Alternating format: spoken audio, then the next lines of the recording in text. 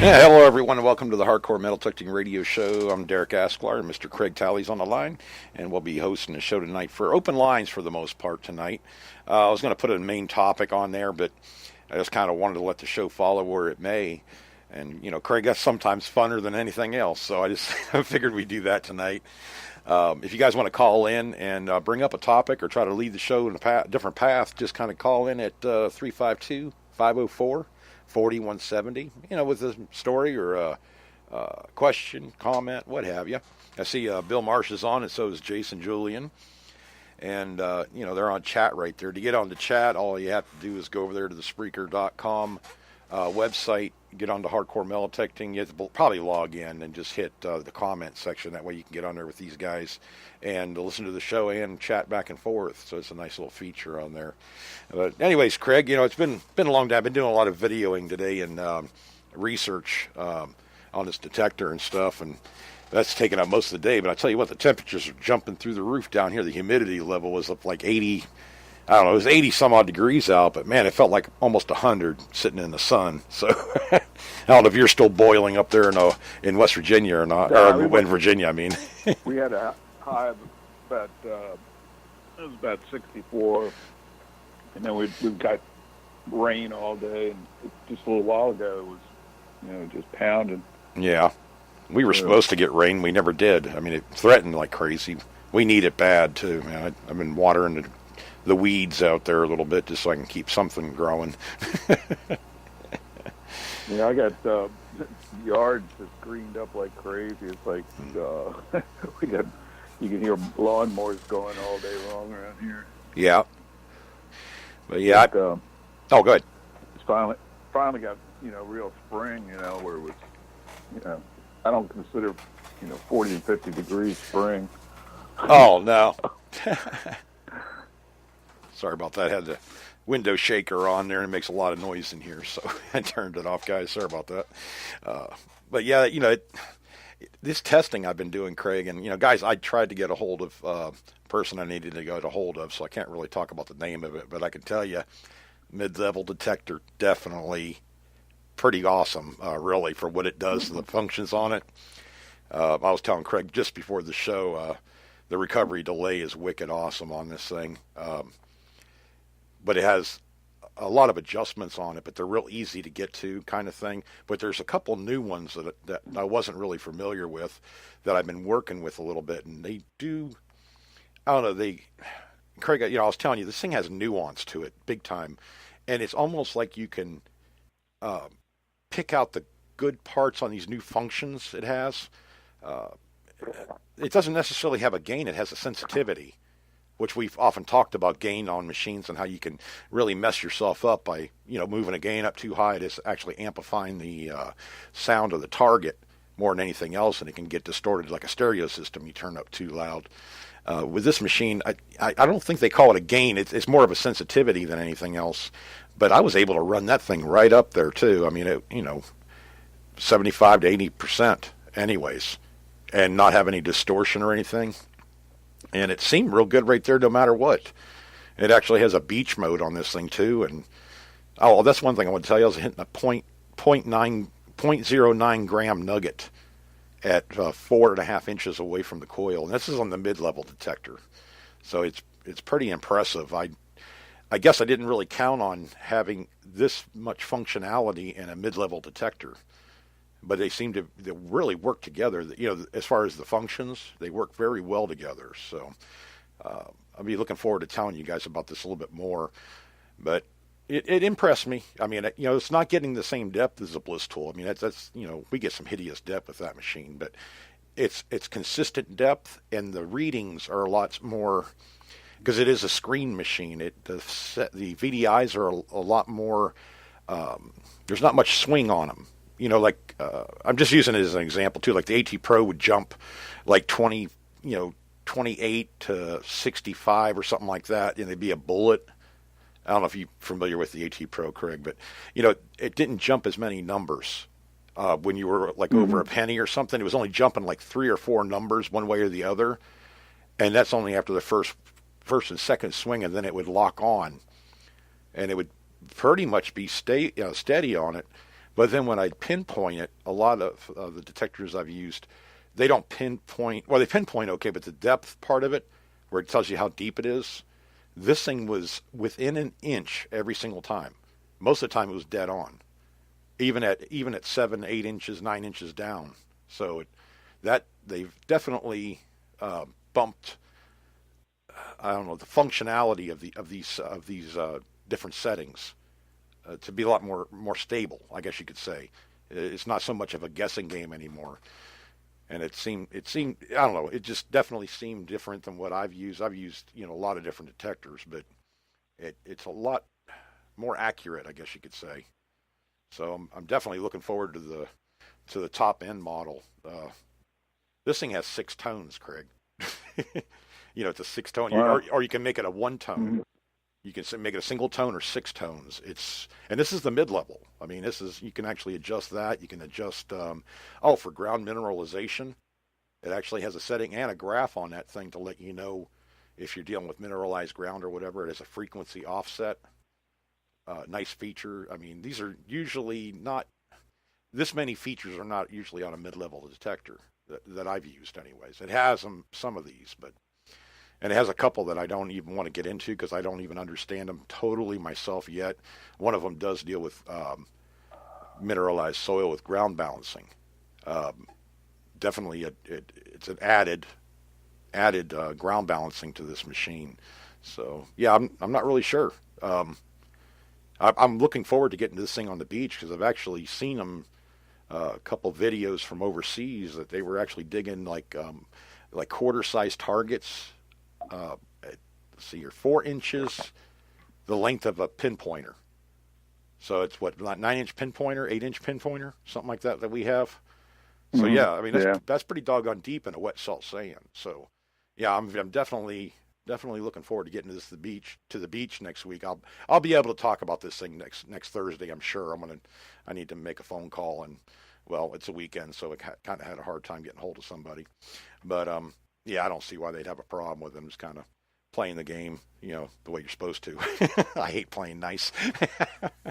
But any rate, so yeah, I've been having fun, man. Just trying to.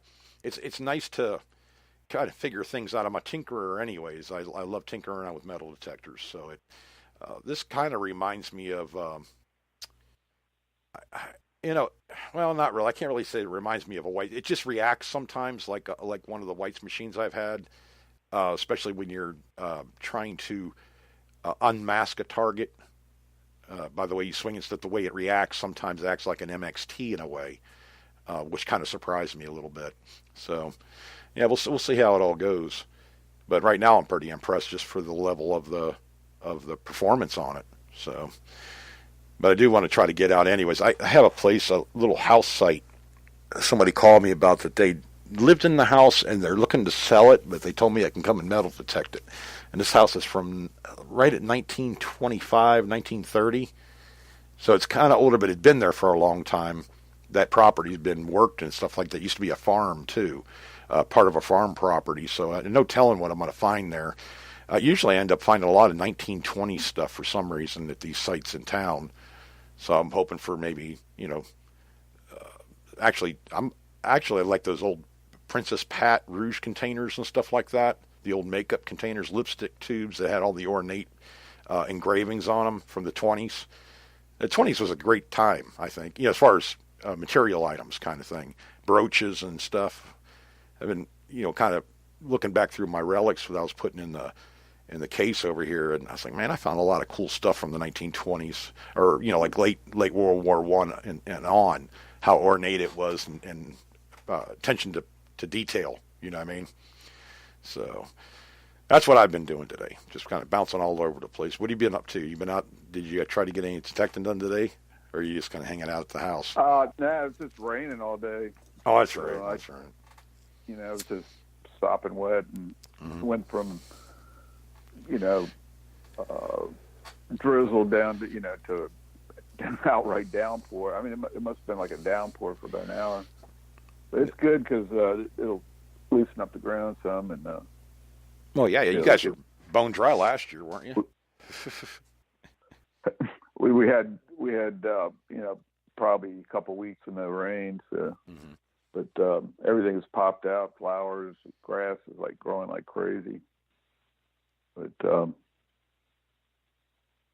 I was watching what was it? Nugget Noggin was up in Canada, and it was snowing. What's he doing up there? Shoot. Well, That's a southern guy well, right there. Or North Carolina, anyway. he's it's like he's making a tour through Canada or something. That'd be kind of cool. Going anyway. different places. Yeah. And one of the things he mentioned, I'm just speculating. Maybe he's visiting dealers or something. For Yeah. Garrett. I don't Oh, know, yeah, but he got like 5 places he was hunting today, and with the Mac, the AT Max and stuff. Mhm. He did all right. And but anyway, he's going. I think in June he's going to a rally. I think in Toronto, and it's going to be a big, hunt there or something. Yeah. That's fun, And, anyways. I don't care who you are to travel around like that and go detecting with a bunch of different people and at these hunts and stuff. Man, that's fun now. I mean, he's probably having a ball up there, I'm sure. I would be. I don't know. Even if it is work or whatever, like you said, for Garrett or whatever, it's still fun. So, or I hope it is anyways for him. So is he, I think he's moved. I think he's moving from where he used to live or something. Yeah. Somebody was telling me something about that. Yeah, he was in North Carolina, wasn't he? I think that's where he's out of. I can't remember. No, I think it's Georgia. Oh, Georgia. Okay. Yeah, I couldn't remember. I saw a couple of videos. I think he was in North Carolina, but he was. Yeah, he likes doing a lot of different things. I saw him like using a gold prospecting, like with a not a high banker. I don't think it was a high banker. Maybe it was. He was doing that up in, I think it was North Carolina. He gets out there and plays in the water and stuff, kind of like Aqua Trigger. He gets out in the water and stuff like that and looks around these creek beds. I saw his video too. You mentioned that a couple of weeks ago, the new one he came out with. And I was looking around. He didn't find anything great, but he was having fun anyways. So it's not about the finds, So Aqua Trigger was in the water, I guess, in Arizona, and these guys invited him down there, and so he goes down there, and they're all in the water. Some of them had metal detectors, and some didn't. Right. But they were just basically, snorkeling and looking. Right. And when they get there, there's about 5 or 6 other people there hunting. Hey, why not? There was so much junk in the water; it was unbelievable. They had all these like weird looking beads, necklaces. He was just picking up handfuls of them on the bottom. I don't know. Yeah, it was like I think it was from Mardi Gras or something. But, now, was this a river? Was this a river, or was it where was it? Yeah, well, yeah, it was like a stream river, and Oh, I okay. guess it looked like a stream when they were there, but it's kind of wide. But they let open this dam in the summer, I guess, and it fills this whole thing in. Just there was so many broken sunglasses and stuff in the water. It was unbelievable. Oh, okay. I get what you're saying. They didn't. He found a couple cameras, I think, but nothing any good. Right. But there was like along the banks, there was just so many beer cans, piles of them that he said That'd be crazy. He would had time, he'd rake all that back and probably find iPhones and stuff underneath. Yeah, You yeah. know? But it's pretty funny. But there was all these people there hunting, in the water. I was going to say that that in the water, in the rivers. I can remember we used to, even when I was like maybe 4th grade or something like that, we had these canal systems. I was actually down here in Florida at the time, but we'd take. We weren't magnet fishing. We had these. It's kind of like a treble hook. We made them, like for fishing, but it's bigger. And we'd throw that out into those canals, and we'd drug up a mini bike frame, a bicycle, old motorcycle frame. I mean, it's amazing what you'd find in streams, rivers, and canals, man. It'll blow your mind. But I thought back, I'm like, man, if I'm finding all that stuff there, what other kind of goodies were there? But how would you even get into something like that? It sounds like what Aqua Trigger was going through, piles of beer cans and this and that and the other thing, I'm sure, in there. So, but that's where I guess you'd call it magnet fishing in a way. But Hook fishing. There you go. We're going to hook it. So, Yeah, I don't know. It's magnet fishing is. I've seen a couple guys that were fairly successful doing it, but one guy was, most of the time, you're pulling up nails and just junk. yeah, you're hoping something gets caught in it. And you can. Yeah. Yeah, I've seen a lot of guys lose them, But, yeah, they just can't retrieve it, It's almost like you need a magnet just strong enough to hold for your pulling power, but if you had to, you could snatch on it and break it free. Because I've seen some of those rare earth magnets. Those things are, I mean, they're pretty doggone strong. You almost have to push them to one side to pull them off the piece of metal. If you got hooked onto like a car frame or something, like you're never getting that thing off unless you could pull from an angle some way or another. So I get a magnet that wasn't quite that strong. I don't want to pull anyway, this one guy, he was, what the heck was he finding? Oh, yeah, he was on a dock. No, he was on a bridge, and it was going over this famous fishing spot. And he was, bringing up, like, tackle boxes and the reels from the fishing rods that falling in the water, all kinds of those, the things those pliers you pull out the hooks and the fish. Yeah, multi tools like. Yeah. Oh my God, he must have found like 30 of them. Yeah. It was unbelievable how many of them were in the water there. Yeah, a ton of them. But that guy was, just about every cast he was coming up with something pretty good because there's no nails down there. It's just a bridge, steel bridge. Even around boat ramps and stuff, you can do that. Everybody putting their boat in and stuff, falling in the water when they didn't get a good footing or something like that. But I'm sure there's a ton of bottle caps and pull tabs and stuff around there. But boat ramps, if it's a dirt boat ramp, I'd be hitting that thing. There's probably all kinds of change through there and stuff if you're a coin hunter or what have you. And they don't mind you doing it. You can hit around those public boat ramps, and probably clean up pretty good just to, bunch of change anyways, gas money. So yeah, you find some good stuff too. I found a ring by a boat ramp one time. It was, a silver ring, but still it's silver. That, just places like that where people, moving in and hooking up and everything. They're going to fall. They're going to drop stuff. They're going to be pulling keys out of their pocket. Change is going to come out or whatever else. I had a buddy of mine found a real nice Timex watch. I don't know how long it had been in the water. It still worked and everything. It looked like it just come off the person's arm. It was one of those expandable bands from like probably the 60s and 70s. They kind of coiled around your wrist. But yeah, he found one of those and it was hardly even tarnished up. I was like, wow, that's pretty cool. Because I know it was an older watch, but it still worked. And just fell off somebody's arm when they were, hooking up a boat or getting out of the boat or something. Never know where you're going to find stuff. Where's the strangest place you've ever detected, Craig? I mean, I guess other than a basement, because I know you did the basement thing. I didn't know if you had a spot that just blew your mind. Probably the one that, that was strange that I got, that I could even get permission to hunt there was at Fort Myer, right next to the cemetery. And there was the wall of the cemetery, and we could hunt right up to the wall.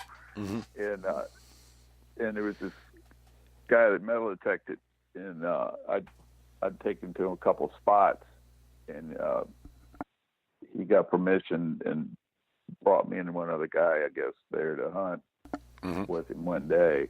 And it turned out he thought he'd cleaned the place out, and I wasn't there half an hour, and I found 2 silver quarters, and he had a fit and he wanted to kind of stop, so but I kept looking over, and you could see like this huge cemetery, and I kept thinking, I wonder if there was any graves here at one time, along this hill, outside of it or something, but I probably not, but right. I was surprised that they'd even let us hunt there. But I guess about maybe, I don't know, 30 yards away was this field, and 2 historical things happened in that field. One of them, General Patton, before World War II, I guess, he advocated tank warfare, and most of the military thought it was silly, and and so I guess he had this tank built, and so they were saying, it'd be hard to drive and all this stuff. So he actually had his wife do the first test drive across this field. Oh, geez. That's pretty cool. Right there. And then another one, Orville Wright took off from there, and he actually flew up over where my house is now. Huh. And landed probably near that temple, the Masonic Temple, somewhere along there. Mm-hmm. And then landed and then took off and flew back to Fort Myer. Huh. That was one of the first times they did like a reconnaissance with a plane.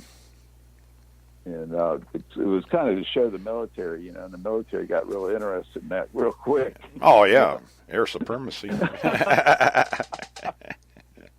We're still like that. We like things to fly. So he actually took off. I think it was around 1917 or 20s or something like. I don't know, but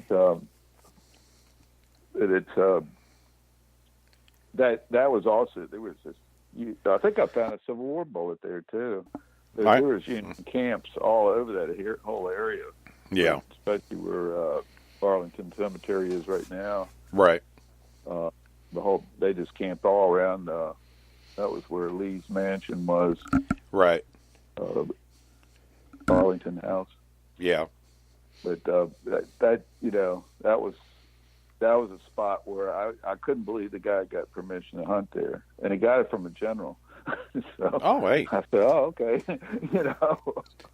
Hey, well, everybody's interested in metal detecting what's on their property and stuff and seeing what it is. Just whether you can come to an agreement or not, that's what it usually comes down to. But at least down here, it's just more curiosity. Most of the time, people just want to see what's there, what's on their property. If you find something, to show them. I mean, if it goes with the house, let them have it, obviously. But it's just kind of neat to see that. I mean, I dig stuff in my own yard that blows my mind. I can't figure out how it got here, but it's just you just never know where a road was before or whatever. I actually have a old stagecoach road that runs along my property line, and got told by a couple people that I actually have old maps where it went through. So I dig weird stuff here. I mean, it's getting through the modern stuff, Craig, that just kills you. You just got cans and every kind of piece of appliance you could think of. I mean, right next door where I was detecting my neighbor's yard, and we were digging, I think it was a refrigerator door out of the ground. Well, one's from the 40s. It's like an inch below the ground. Well, heck, man, I tell you. I said, you got the junkiest property. He goes, yeah, the guy that owned it before me, he's an older fella, and he saved everything, and we held off so much stuff out of here. But I guess the stuff had been there so long it was sinking into the ground. So, you would get covered over. They didn't even know it was there. So I'm pulling up all this old cast iron stuff, and most of it was all broken up. It wasn't, you couldn't even, like an old stove that got hit with a sledgehammer kind of thing and just broke up into pieces. But it did find some neat legs and stuff from stoves and stuff. Those are usually pretty ornate. Just, one person's junk, another person's treasure, right? So, yeah. Go in there and hit it. I see how long we got. We got Dirk on here. Barbara's on. Bill. I saw Brandon Stewart on here. Bob D's on tonight. Jaron's on. And I saw, oh boy, there's a lot of posts on here. Saw another. Paul's on tonight too, Craig. I don't know if you're on chat or looking at chat at all. I know you're like me. It's hard to walk and chew gum at the same time. But Jason's on tonight also. Bill Marsh. So glad to have y'all. Oh, I saw Michael Boyle's here too, some more icons. Y'all got to quit changing your icons around, your little avatars, because you're throwing me off, guys. They change those up and I lose track of who they are and I have to go back and look at them. But anyways, nice to see y'all on chat. If you guys want to call in, phone number's 352-504-4170. Got a topic you want to bring up about metal detecting and such, feel free to do it. So, at any rate, Craig, I'm actually working on the test garden some more in between everything else. and got a lot of basic. I just pretty much went with. It seems like more often than not, people test dimes with their detectors.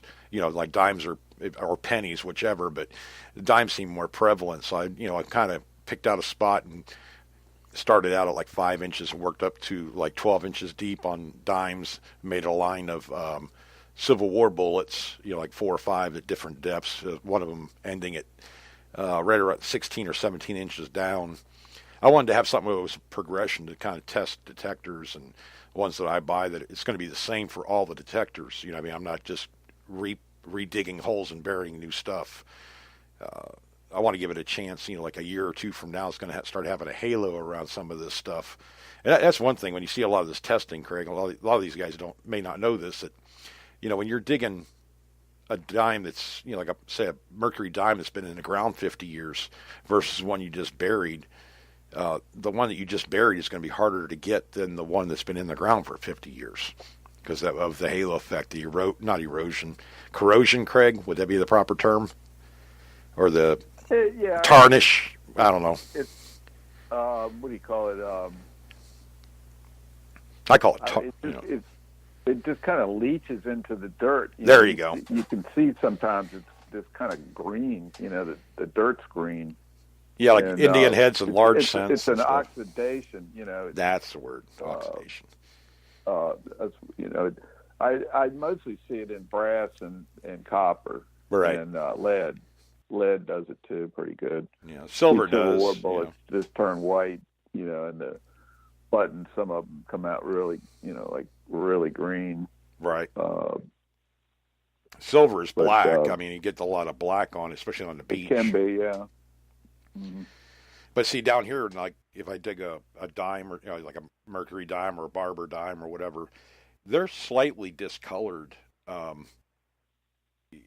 in the sand that we have here. We don't get a lot like the V nickels, the ones I normally dig. You can tell it's a V nickel. Usually they have some kind of date on them. The detail's real good. They're not toasted. Like I see you guys up there, man. Everywhere north of us, it just seems like V nickels come out just beat to death. I don't know what it was. This, I guess it's the way they were making them, Craig. I don't know. From what I can tell over the years is the older the nickel is, the more corroded it is.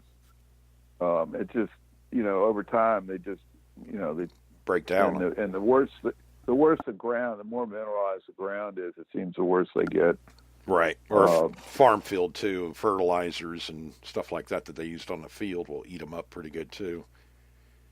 Yeah, but I got a V nickel out of the yard the other day, and I just wiped it real quick with CLR.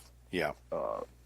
And then rubbed it with a paper towel on both sides, and it actually had real good detail on the date and stuff, and the V wasn't quite as good on the back, but it was much better. Oh, Craig just dumped off for some reason. But yeah, those V nickels. I did notice that. There he is, guys. Sorry about that. Hey, quit hanging up on us, Craig. That's very disrespectful. Got friends on here that want to hear you talk, and you just hang up on us. Now, come on. Yeah, they're really. But the detail just was really good on it. I've probably dug maybe 20 V nickels over the years. I've got a lot more buffaloes and V nickel. I mean silver nickels. I think I've only dug maybe 4 shield nickels. Yeah, I've never dug a shield nickel. Buffaloes are. I don't get buffalo like 2 or 3 buffaloes down here in the past few years. I get more V nickels. I'm not bitching at all because most guys look for V nickels and they can't find them. They're not getting them. Kind of like Indian heads versus wheats. Like Barbara. I think poor Barbara spent a year or 2 or something like that. It seemed like trying to find an Indian head, and I actually downloaded her video on the hardcore when she actually found the Indian head or something like that. The first one that was pretty cool, Barbara. But I don't know. I like buffalo nickels. I don't really dig them. I've dug like 2 or 3 in the past 4 years, but I probably dug at least 10 V nickels, and Jeffersons. I get war nickels, stuff like that, no problem. But I've never got a shield nickel. That's one thing I've not gotten anywhere. It's on my bucket list. I got a lot of stuff on my bucket list. I really need to get out there and start finding this stuff. Of course, my list is about 10 pages long, so I'll be there for a while. Yeah. But I did manage a few, like King George I got up there in Pennsylvania, and just slowly. I haven't dug any reals down here except for that. Well, we're pretty sure it's a 4 real, but it's so toasted you can't get any detail on it. You just know it's a piece of silver. That's about it. So, but other than that, I've not dug any reals or half reals or anything like that. I'll get my coil over there eventually. I'm just, I'm sending out a little prayer for Craig to hit that $5 gold piece at least this year. It'd be nice to see you dig one of those for once, because you have never gotten one of the $5 gold pieces. Right, I'll dream big, brother. $20. Any gold piece, I'd be happy with any gold piece. Yeah, really. They're elusive. I don't know. Saw the Hoover boys, not this last one, but the one before. Brad actually found a 1736 5 franc gold coin from France, but he cut it into 4 pieces with his knife while he was digging it. Oh my God, guys! Oh, it sucks when that happens. I don't know. He knows what he's doing, but it was unusual conditions. They were on a riverbank with just rocks. Oh, okay, yeah. Situations where you can't dig with a shovel. Yeah, or if you do, it goes right into that crevice right where the coin is, and I could see that happening then. and I guess they were finding a lot of stuff, and it got dark. And they were hunting with headlights on and stuff. Yeah, cool. Hardcore style. And then the tide started coming in, so they were panicking, trying to get the last bit of stuff. And most of them were digging with their hands and using the pinpointer, digging it out with their hands and then pinpointing it. And Brad just kind of used a knife and I guess hit it. I didn't know it would break it, but I guess it was more like a hammered coin almost. Yeah. Well, those shovels are pretty aggressive. To put them down in there and pin it between the rock and the. Well, this is a Lecce. Hand digger. Yeah, I thought you meant like a Predator tool or something. That's pretty aggressive. You got them between the cracks of the rocks and cut it trying to pry it out of there, or pry the rock up is what I meant, to get it, get the target. Yeah. Yeah, but that was the first one of them. I think first gold coin any of them had ever found. That's still cool though. But that's my speed right there. I feel bad for him because that's the way I do it too. I dig a gold coin, probably cut it into 3 pieces, kind of like your friend did with the breastplate. Cut the breastplate in half, digging. It's like first one he ever got, and he cut it in half. So yeah. It's important to pinpoint right. I mean, some of these things do fool you guys. I mean, like silverware. I've dug the actual butter knife, the one, it's actually a butter knife, not just regular knife that you're thinking about, but up on end. And even with the bliss tool, man, I'm like, damn, target's right here. I know it's here, and I'm digging down, and I'm still not getting it. It was literally right in the sidewall, about 6 inches down, but it was straight up and down. And I said, well, I popped it out. So that's why it was doing it. It was funny the way the signal, I think any metal detector would have done it. The way it bounced around, or the way it came, way it read it on pinpointing. You know what I mean? I wonder if they'd do that same with the pinpoint button. You're going over it since it's up on end like that. I'm sure it's throwing a weird signal because the surface area isn't as big. That's what I would think, anyways. But yeah, I dig that stuff on. It's down on end. Rouge containers are a lot the same way. If they're up and down instead of just laying flat like a coin, would be on the top of the ground. If they're up on edge, they pinpoint weird. Of course, Craig, you deal with roots too. I mean, up there a lot more than I do because I don't hunt the woods very often. But I wish I could actually. These palmetto bushes, man, I tell you, they're just a terror in most of the areas I go. they have a root system bigger than a baseball bat, and they kind of root like about a couple inches under the ground, sometimes on top of the ground, and then they'll sprout up with the palmetto bushes and stuff like that, and then they'll go on and root out again. So you end up before too long, you almost have to get a skid steer with one of those.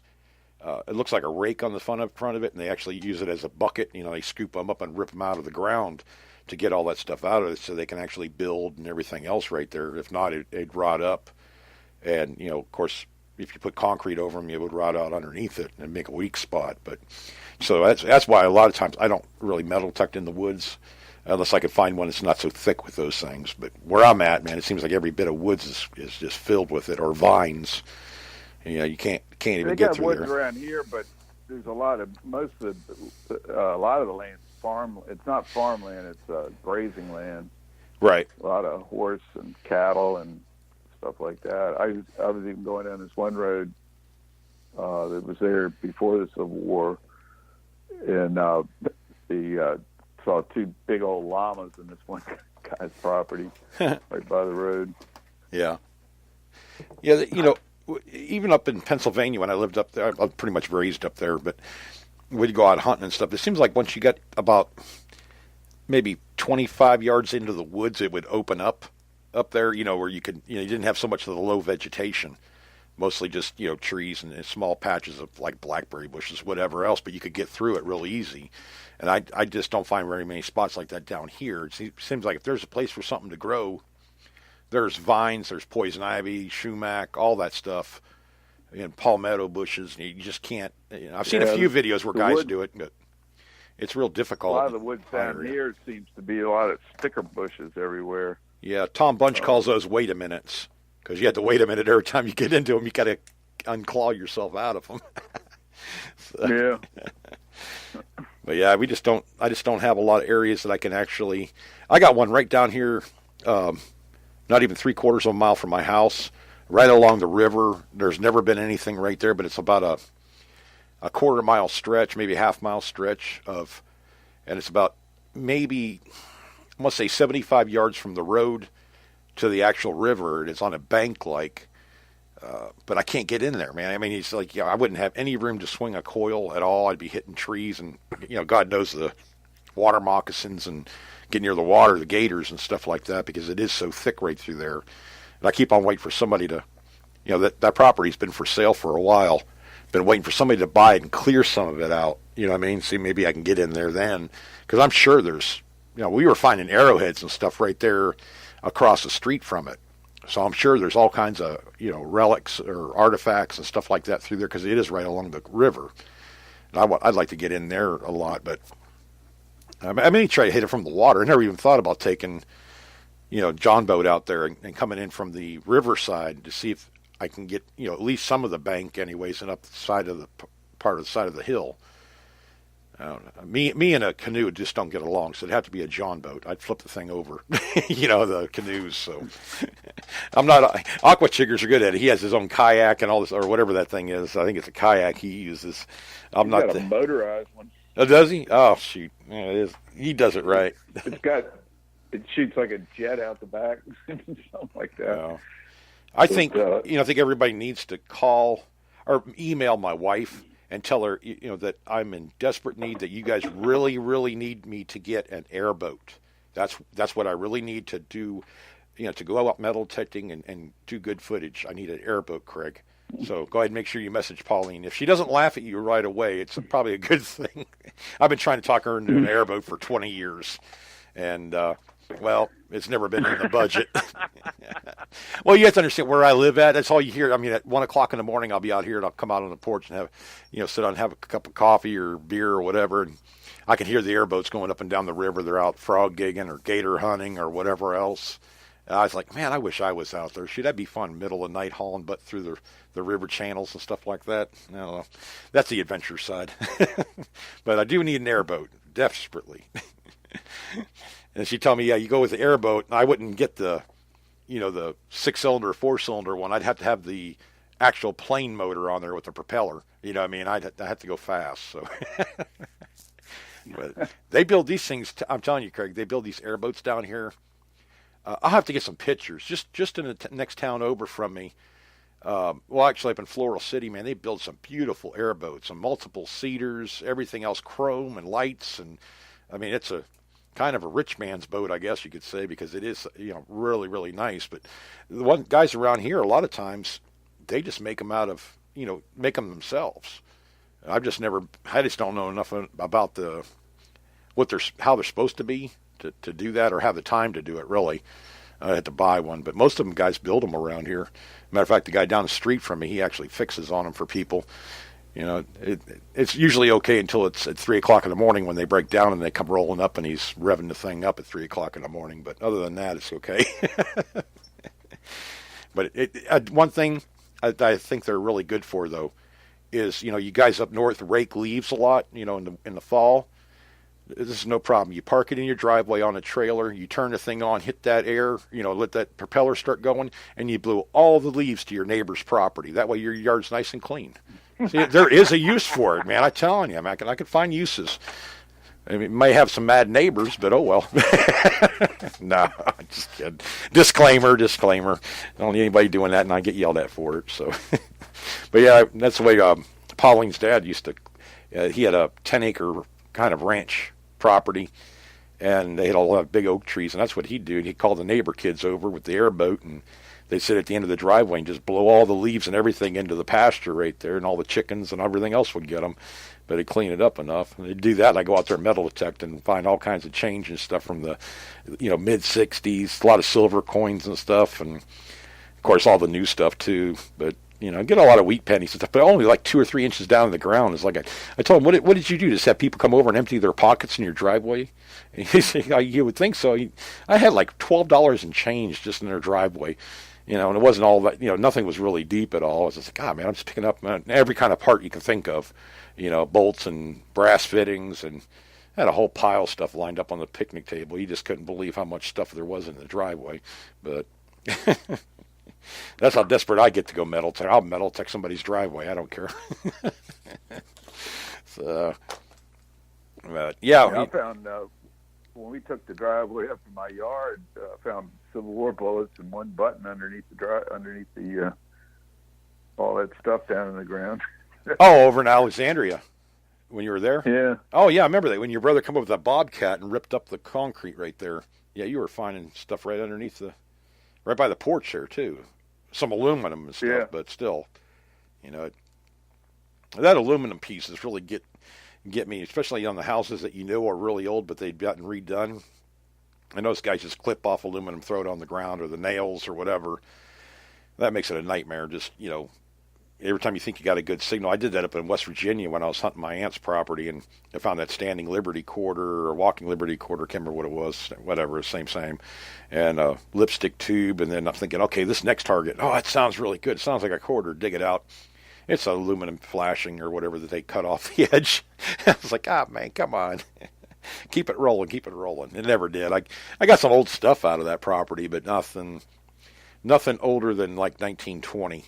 Everything was, of course, that's where they had the ground wires too for the ham radio system. My uncle used to run these wire or copper wire lines that would run under the ground about an inch down.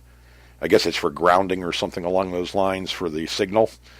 Those things lined up all around the yard, so I had to dodge those in between them and stuff like that, which was a pain. But I did find some, like I said, older coins. But all the situations we get into, man, it's laughable. Some of the ones we get into and can't figure out what's going on. I had a guy call me, and so I can't get this detector to calm down. It's driving me crazy. And he turns it on. I could tell it was EMI, and I said, "Do you have a dog fence, underground dog fence?" And he goes, "Well, yeah." I said, "Oh, there's your problem. Turn it off, and you can go metal detect it." He goes, "Oh, you got to be kidding me." He never even thought about it either. But that thing throws off a lot of EMI, those dog fences and stuff. I almost dug up our cable line, like for Comcast cable or whatever, the underground lines. Mm-hmm. And I almost dug one of those up the other day. I was like, God dang it. I was using that new detector, and it got it. I was following it back from the road. I realized what I had, before I really dug deep, because those things are usually about 6 inches to a foot down usually. But it was hitting that. I'm like, oh, okay, good. I can hit the cable line anyway. At your house in Alexandria, did you ever dig through any pipes or anything at your old house?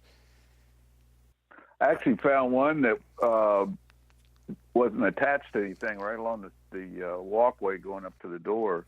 Uh-huh. And it was about maybe 8 or 9 feet long, maybe even 10 feet long, something like that. And when I pulled it out of the ground, I saw something drop into the hole, where it laid. It was a wheat penny, and God, Yeah, you did. Right in there with it.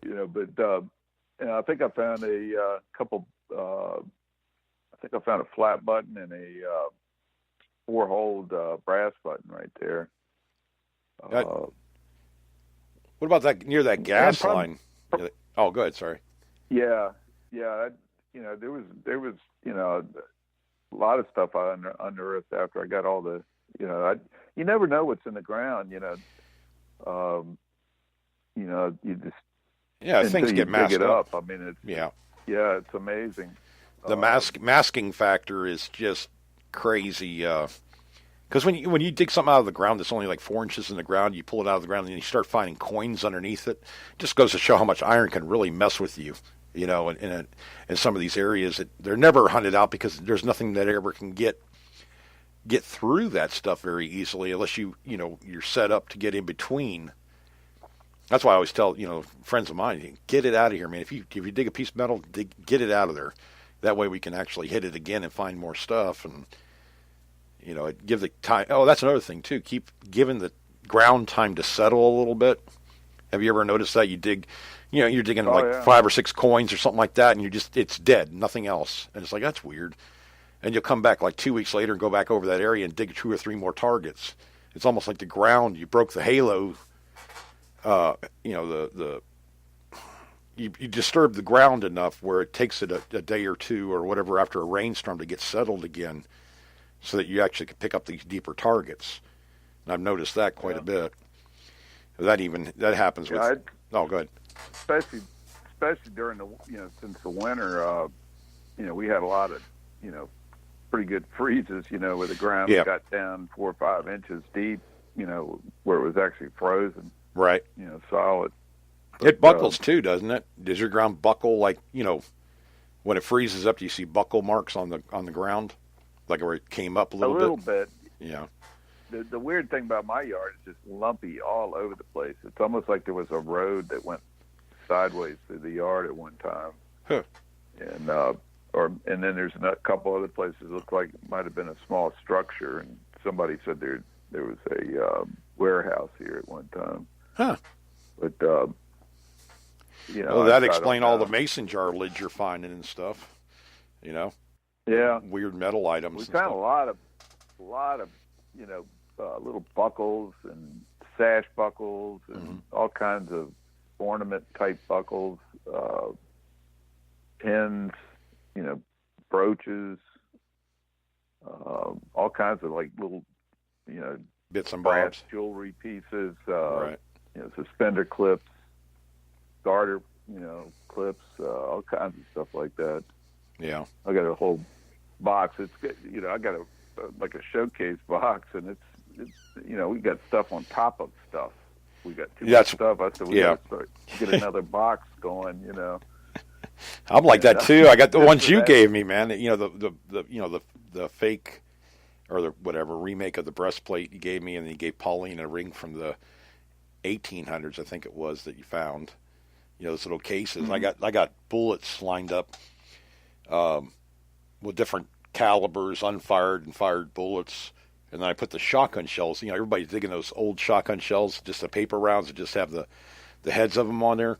I lined them up around the case, inside that one case, and then put rifle rounds and whatever bullets I had that were live and in there. Then I put a lot of the 22 rounds, just whatever, lead pieces that aren't Civil War, nothing that are more modern.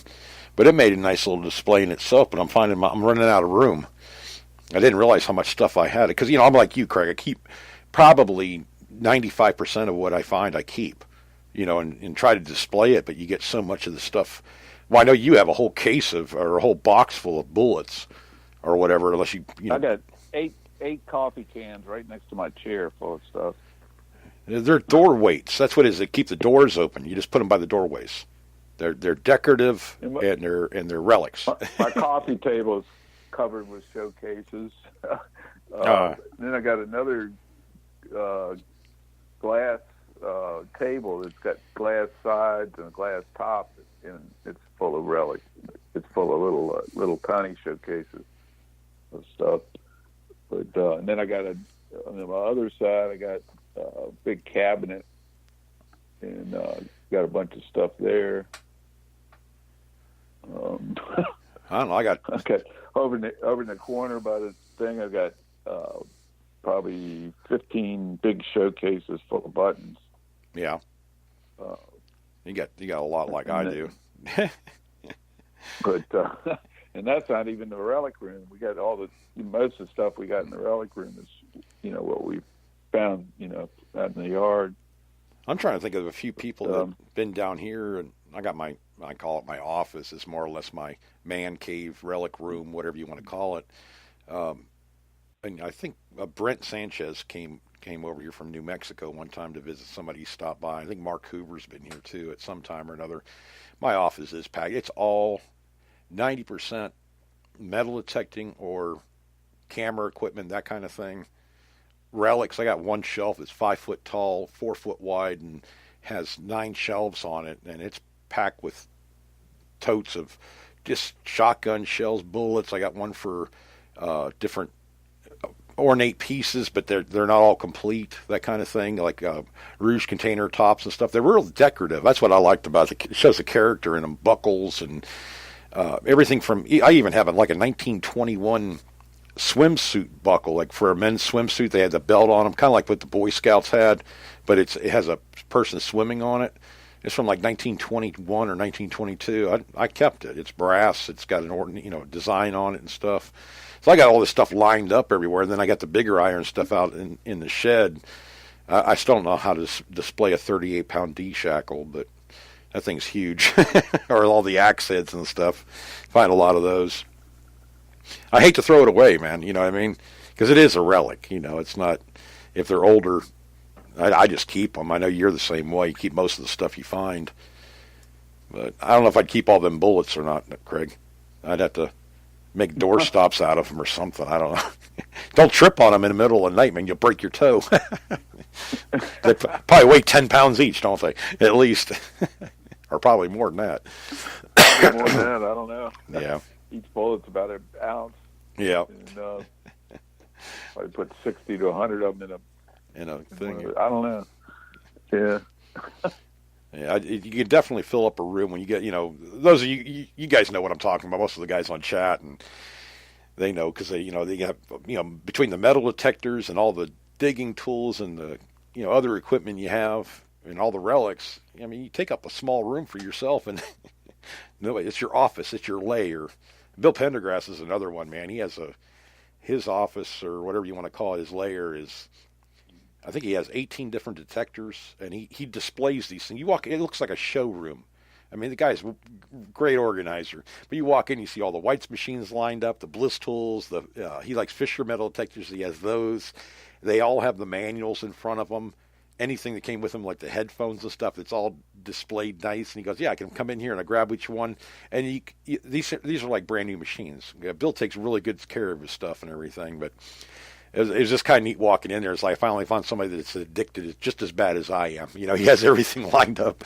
Craig's another one. Craig has books of coins he's found and display cases. And God, we spent, 2 hours in your house when you were in Alexandria going through that stuff. And you were telling me where you found everything. I thought that was pretty cool. You definitely have a big collection. But, at least it gets seen, though. That's one thing I get. If nobody ever sees it, it's not worth having. You know what I mean? It's not worth. You might as well donate it somewhere. But to put it out there and to let at least family. I send a lot of stuff as gifts, man. I did that. My dad and stuff. He always liked relics. He never really was into metal detecting, but I'd make him up these displays and just different stuff that I found from everywhere. And my mom loves them. She still keeps them out and everything. She likes looking at all the stuff. I've kind of created a monster with her because now she wants to go out and find her own stuff. So I'll be putting a metal detector in her hand, let her just go to it because she's been the digger. digging up stuff for me. But now she's wanting to get into it a little bit more, so I'm gonna create another monster. Hey, we spend time together. That's a good thing. It's with the kids and stuff. I see more guys out there with their kids now. I saw a couple in town here. He had two, I guess, between the ages of 8 and maybe 12, 13 years old. There were two of them out there, and one is working the shovel. The other one has a pinpointer in their hand, and Dad's working the metal detector. So that's teamwork right there, family teamwork. Going to attack the relics. So I don't know. It's a good family activity anyways. So, but yeah, just I'm going to be doing more stuff this week on this top end detector. I'm hopeful because if it does half of what I think it'll do, it's going to be a pretty good machine. I mean, I'm impressed with the mid-level machine right now to the point where I'm like, oh my God, I can't believe this thing will work on wet salt sand and stuff. So I'm going to get used to this top end detector. I'm going to take them both to like Clearwater Beach or somewhere and just really put it to test with gold and stuff. I want to see what this thing will do on gold chains and stuff. I know it'll hit them. If I'm hitting I have a 5.05 gram nugget it's a real small nugget, picker like, and it hit it at 3.5 inches, 4 inches away from the coil. And that's pretty good. Usually raw gold like that or gold chains are really, really hard for detectors to get with a repeatable signal. There's a few out there that can do it, but usually it's not at any kind of depth, like 3 or 4 inches tops. So I'm hoping this thing will at least do that, if not more, at least a mid-range detector. So I think it will, Craig. I was pretty impressed with it so far. I didn't think I would be. I was kind of had that hopeful feeling when I first started using it. I'm like, oh, God, I hope this thing at least stands up to what I think it'll do, and it did. So we did more. Yeah. You just want to see it progress. That's the main thing. Doesn't even matter what kind it is, as long as it does what you think it should do, and then some. As far as adjustments, have the ability to adjust it to make it better for your style of hunting.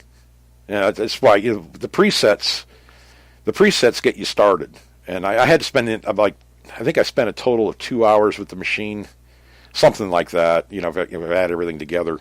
But it didn't take me that long to figure this thing out. What could boost it up more and make it more, more sensitive to stuff and get better depth. After I got out of the preset settings. But you got to get used to what it has first. You know what I mean? It gives you a starting point, anyways, to learn it. And it's trial and error. It's just, every one of these machines acts different sometimes. On even if it says gain, it's not the same kind of gain on every detector, or maybe it's running at a different frequency, or there's a whole handful of stuff that the knobs and stuff could say. Well, like on the Bliss tool, it says threshold on it, but it's more of a sensitivity than a threshold. A threshold to me is more like the hum you get in a lot of the other detectors. Where you turn the threshold up, you hear it, and then you just leave it at a low hum, or you can turn it off to silent mode. The Bliss tool's like that in that way, but it's more of a sensitivity. You get farther with that than you do the gain. So you got to learn these. Every detector is a little bit different on that aspect. But what you can make them do when you work all those knobs together, if that detector works like that, you can increase the overall performance of the detector. And I think that's where we're getting at now. In the last, really since the CTX came out, I guess. Am I right, Craig? Somewhere around there is where that really Deus and CTX and the White Spectra V3 did it, but it seems like the further we go, they have these machines set up. They work very well internally, making these adjustments. It changes other things in the detector, sometimes subtly, sometimes majorly. But you can make the machine do more. There's even other programs into your machine. Like I remember the White Spectra, when the battery got too low, it would start playing this music. I mean, out of the blue, you don't expect that. I mean, it never says anything. I had to actually call White's to see what it was about. It was something about the battery was getting too low, or something happened with the programming. It wasn't anything major. I mean, it just pretty much hard shut down and turned it back on again. but it would make this music, actual music. I can't remember the name of the song now, but it would it would play music when the battery went low and stuff. That kind of stuff throws you off. You wonder how much other technology's inside of it that you don't know about. Uh, well, some of them you hit combinations of buttons and it'll go into different modes. I mean, I don't know if it's meant to do that or not. So I don't know. It's funny how these things work. This technology is working more in concert with each other than just separate adjustments. And I think to a certain extent, I think the Equinox is like that too. From what I've seen of it, I probably need to buy one of those machines just to tinker with it a little bit. But they seem to be incorporating some of that technology into their new machine. Have you heard anything about the AT Max? Is it? Or I'm sorry, oh my gosh. Not Craig, I can't remember the name of the detector now. I think it's the one by Garrett. I think it's the AT. Yeah, AT Max. AT Max, yeah. I mean, have you heard? Has anybody Yeah. really been talking about that machine anymore, or is it? Yeah, there's people getting them still. Okay, yeah. No, I just hadn't. I hadn't I seen saw, anything major with it. I saw Nugget Noggin using one today on a video. Yeah. Newest one. And Is he doing any yeah, better with it than the AT Pro was, or is he? oh yeah, I mean, Okay. It they all say it definitely. You can hear it. I can hear it. It hits the target harder. Okay, good. Yeah, that's what I do too. Is with sound, Mm-hmm. Yeah, So, and it does a little better in mineralized ground. They got a couple other tweaks with it, but it's basically the same machine, only souped up. yeah. Improved. I've noticed that some of and I'm not talking the major ones right now, but a lot of these other companies. That's why I look so much to the more foreign detectors and stuff like that, because it seems like they incorporate technology in a little bit different way, or maybe upgrading certain aspects of the detectors we already know and making them do more. You know what I mean, Craig? And that's you get. There's a lot of good makers out there that are inventors, or whatever you want to call them, that are producing metal detectors. The newer ones, they're incorporating more of the stuff we're looking for in the technology itself, the adjustment room and stuff like that, to be able to adjust the detector. I don't know if it's to me it's a good thing. I mean, I like to have, if I can adjust a detector finite. To me, you're making it your own, and you're going to get better performance out of it, rather than a machine that doesn't have that adjustment room on it. And one of the things, that's one of the things I liked about the Bliss tool, anyways, is because you can make this machine into what you want it to do, because you do have the adjustment room on the different functions, rather than just put working with the ground balance and stuff, like I do on the saltwater beach, just running it at 0 and running up the silencer, doing completely the opposite of what you're supposed to do with this metal detector or any metal detector, and running up everything like that, but still getting the depth and the target separation that you wanted. It just blows my mind it does that. I mean, that was one of the major things why, nobody knew how to set the machine up for salt water, this wet salt sand and stuff like that, and just trying to figure out the combination and the way that the detectors work and trying to figure that out. Sometimes it takes me just a little bit of time. Other times it's real fast, and I just kind of figure it out. I come across a lot of this stuff just by accident, Craig. But you adjust stuff enough, you're going to figure it out. It's like this new machine, the nuance in it. You can make the nuances in the tones. You can catch this thing on a bottle cap instantly, because they're always that low tone at the very end clip. Almost like the Bliss tool has that clip on the end of iron when you think it's something good and you go all the way over it. Same thing on this machine, but it does it in a tone, but it's a low tone, and you get it right at the end. But if you dig another target, I've had where I had iron next to like a piece of copper wire or something like that. Then it doesn't give you the lowest tone like iron. It'll give you that mid tone, whatever that copper was, next to the iron. It's just weird to explain. When you see the video, and you don't know what I'm talking about. I think you saw some of it on the one, but it's just interesting the way these detectors can distinguish even better nowadays than they did, say, 10 years ago. I mean, it hasn't been that long ago since a lot of these machines that we consider. Well, the CTX came out, what, 5 years ago, 6 years ago, something like that. Yeah, something like that. Yeah. And it's still competitive. I mean, it's still top end machine. I mean, it does what they say it'll do, but you don't see the E-Track so much anymore. I mean, I still see it, but I mean, I don't even. Are they even making that machine anymore? Because that was always a flagship machine for them. I don't know if. I don't know if they are selling that one anymore or not. Yeah, I just kind of. I know guys that still hunt with them, and Yeah. some guys had switched to the CTX, and then they Right. switched back to the E-Track.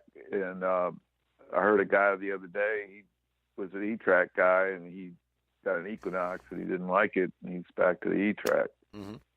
But Well, sometimes it's as much I as don't know. sound as anything else. I mean, sound or the way the there was heaviness even of it. and people everything. claiming that it was better than the CTX, the Equinox, but I don't think that's true. I don't know. I think it maybe in some of the modes or some of the settings that you can do, it's probably competitive with it.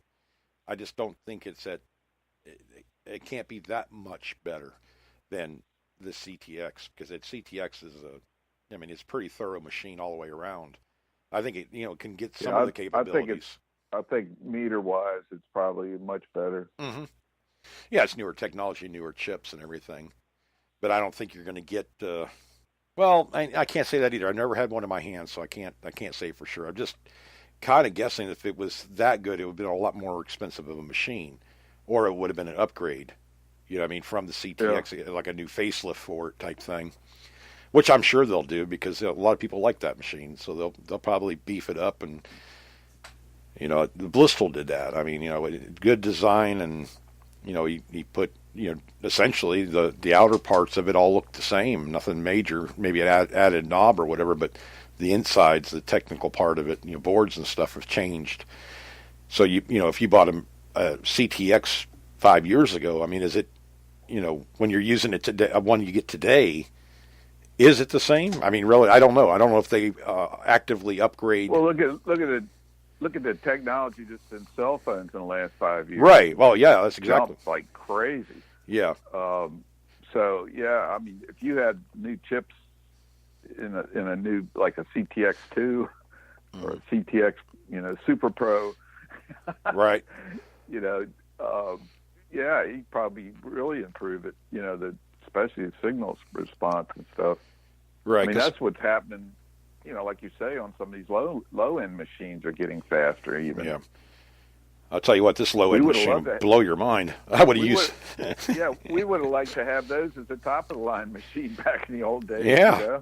I mean, 10 years ago, this machine I just tested today, mid-level machine, that would have been my go-to machine 10 years ago. Seriously, because it just floored me at the accuracy of the VDIs and the depth and the sound. The sound coming out of it was just.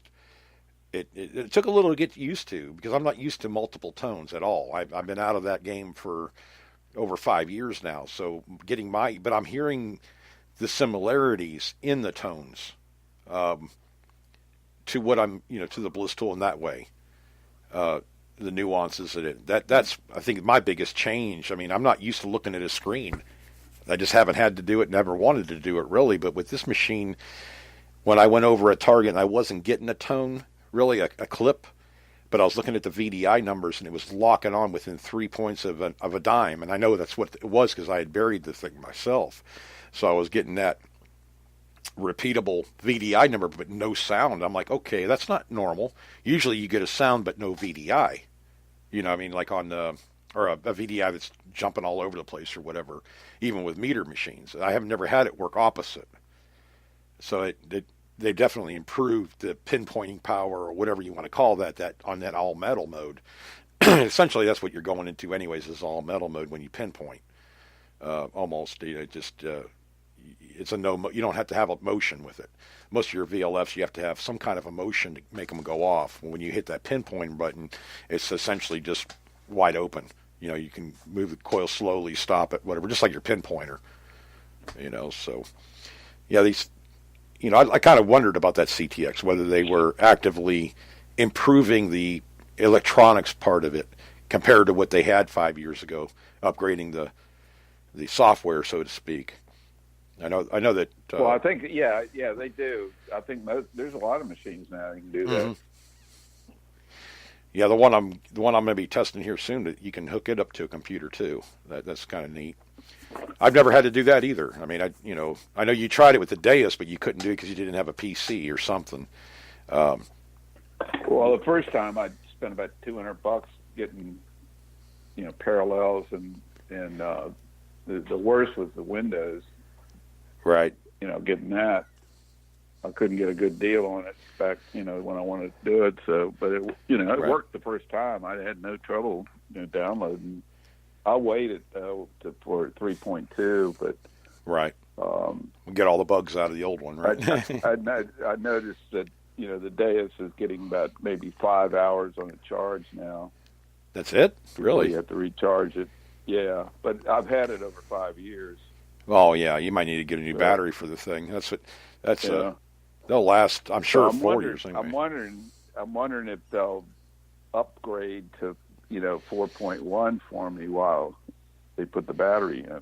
I would think so. I don't think know. that'd be a standard question or standard thing to do when they hook it up, to make sure everything's working and stuff, and put the new battery in it. I'd ask them, definitely. Yeah, I heard it's $40, so that's not too bad actually. No. Anytime you can around $40. Right. But I may have it done on the headphones and the control box too, I guess. I don't know. Well, it's like this machine too. It's got wireless headphones with it. It's waterproof to 16 foot down in the ground, under the water. That kind of stuff. That this Pro one, this top end one it's got a lot of the same things on it. But I think the charge lasts, I think it's 20 hours with the wireless headphones and 30 hours without them.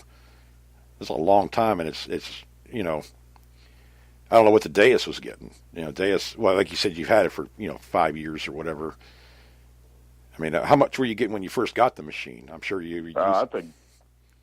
I think something like 16 hours. Yeah, the LiPo it batteries. was pretty good, whatever it was. Now, do you have to have you have the battery, whatever, the thing's in the coil, right? That's where you charge up the coil, essentially. So the battery and the electronics are in the coil. Yeah, that blows my mind how much technology they got in the coil, but yet it still does the job it's supposed to do.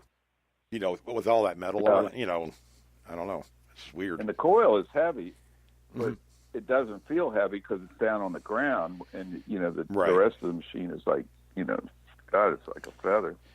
Yeah, that's one thing I do like about a lot of these machines. They're under 3 pounds. The newer ones coming out, like the Equinox and the one I'm testing, and they're all like 3 pounds or under with the bigger coils on them. That's wicked. And I felt when I started hearing about the Deus, and I heard stories, about people, and I actually met 2 guys around here that know people that had to get shoulder surgery because of swinging machines. Yeah. So it's the machines in the old days, and even up recently, they've been what I consider too heavy. Why can't they make them lighter, more ergonomic? Right. At least more ergonomic. It seems like the biggest point they don't look at or they don't think about is the balance between the one side to the other. It's kind of like trying to pick up a I don't care what it is, like a broomstick or something like that. You try to grab it at the very end and pick it up, and it's nose heavy. Obviously, it's harder to pick up if you grab it in the center. It's not so bothersome. You think that they would design, I'm sure they do, but like the Bliss tool, the control box weighed 1.2 pounds, and the coil weighed 1.2 pounds.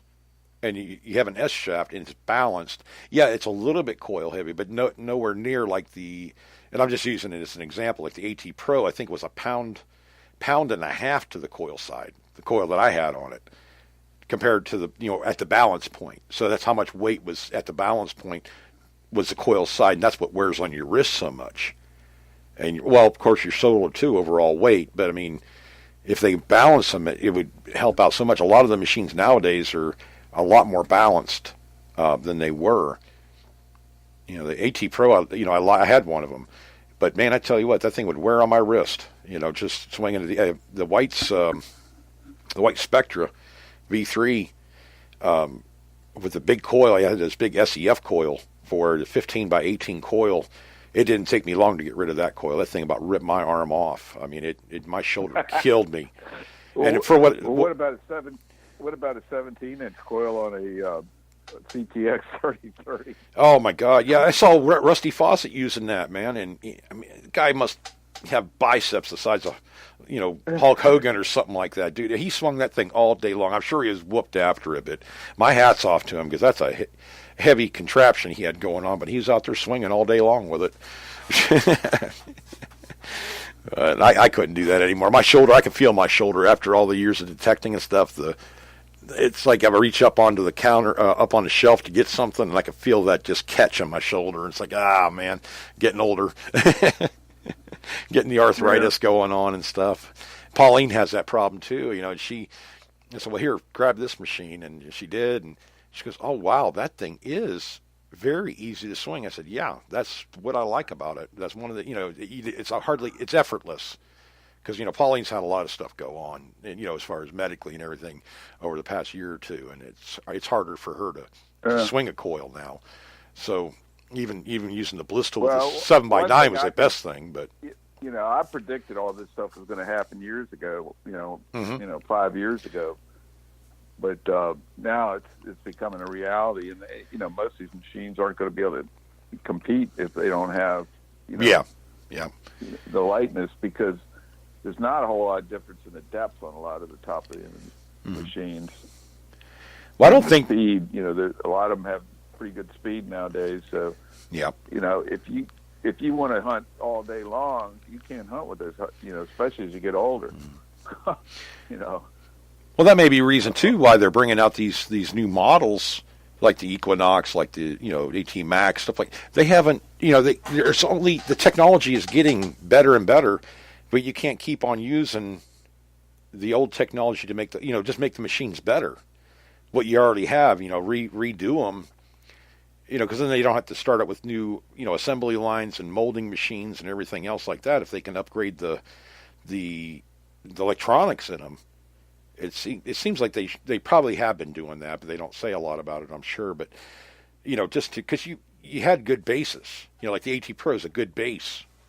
Then they come up with the AT Max. It's almost, isn't it the same look about it? I can't place it in my brain right now. I'm sorry. Got a very shallow mind tonight. But, as far as keeping the outer parts of it the same, if they're beneficial as far as weight and stuff, and just replacing the electronics in them. In other words, the design stays the same, but the electronics is different.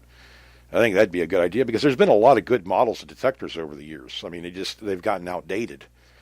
They're getting that way. I don't know. It's weird the way they remake some of these machines, and you think to yourself, I'm not even going to give out the brand, but you think to yourself, oh man, I used that machine and it was really good. I can't wait till they come out with this one that's supposed to be just about like it. And then you get it and it's worse than it ever was. You know what I mean, Craig? I don't know why they do that, but it's like you had a good thing going. Don't mess it up, make it better, and maybe it is in some ways. I hadn't spent a lot of time with that particular machine, that I'm talking about, but don't fix something until it's broke, right? You can make it better. Yeah. Because a lot of the machines that we used, 15 years ago, I wouldn't even use anymore. They to me, they're low end. They just can't keep up. Yeah, I got rid of the Explorers and the Nautiluses. They just weren't doing it anymore. Yeah, and I didn't need them anymore. I still have the Stingray in case I need to go in the water, but it still works. When you find it, like Mike uses in the water, uses Fisher CZ21. is what Mike Miller's using in the water, underwater or whatever. And, even the CZ20, they upgraded to CZ21, I guess. I'm not real familiar with Fisher. I've used a couple Fisher machines, and he was telling me, he goes, when I found this one and it worked good, I bought another one used and had it, sent it in, had it looked at and everything like that. And now he has two of them in case that one ever breaks. I remember, was it Dave McMahon? It was like that with the Sovereign GT. Loved that machine. And, you couldn't buy them anymore. So I'm sure he was looking for one as a backup detector or whatever in case one of them breaks. He has it. You did it with the Nautilus, I think, didn't you? You had two Nautilus at one time. I had two Explorers. I had two Nautiluses. I had a Bandito and a Tesoro with the same type coils, which were pretty comparable. Just the Bandito didn't have a meter, but that's over the years, always had a backup. Right. A long time ago, I had a whole bunch of backups, but I'd always have like two machines or maybe three that were my favorites. Mm-hmm. But I planned it that way. I used to have a what I call a detector fund. All the money I made off the, selling Tesoros, I would buy and trade and sell, and so I saw something. I got to where I had like $5,000 in my detector fund. Yep. And every time I'd sell a machine, I'd just put that money in there, the profit. Right.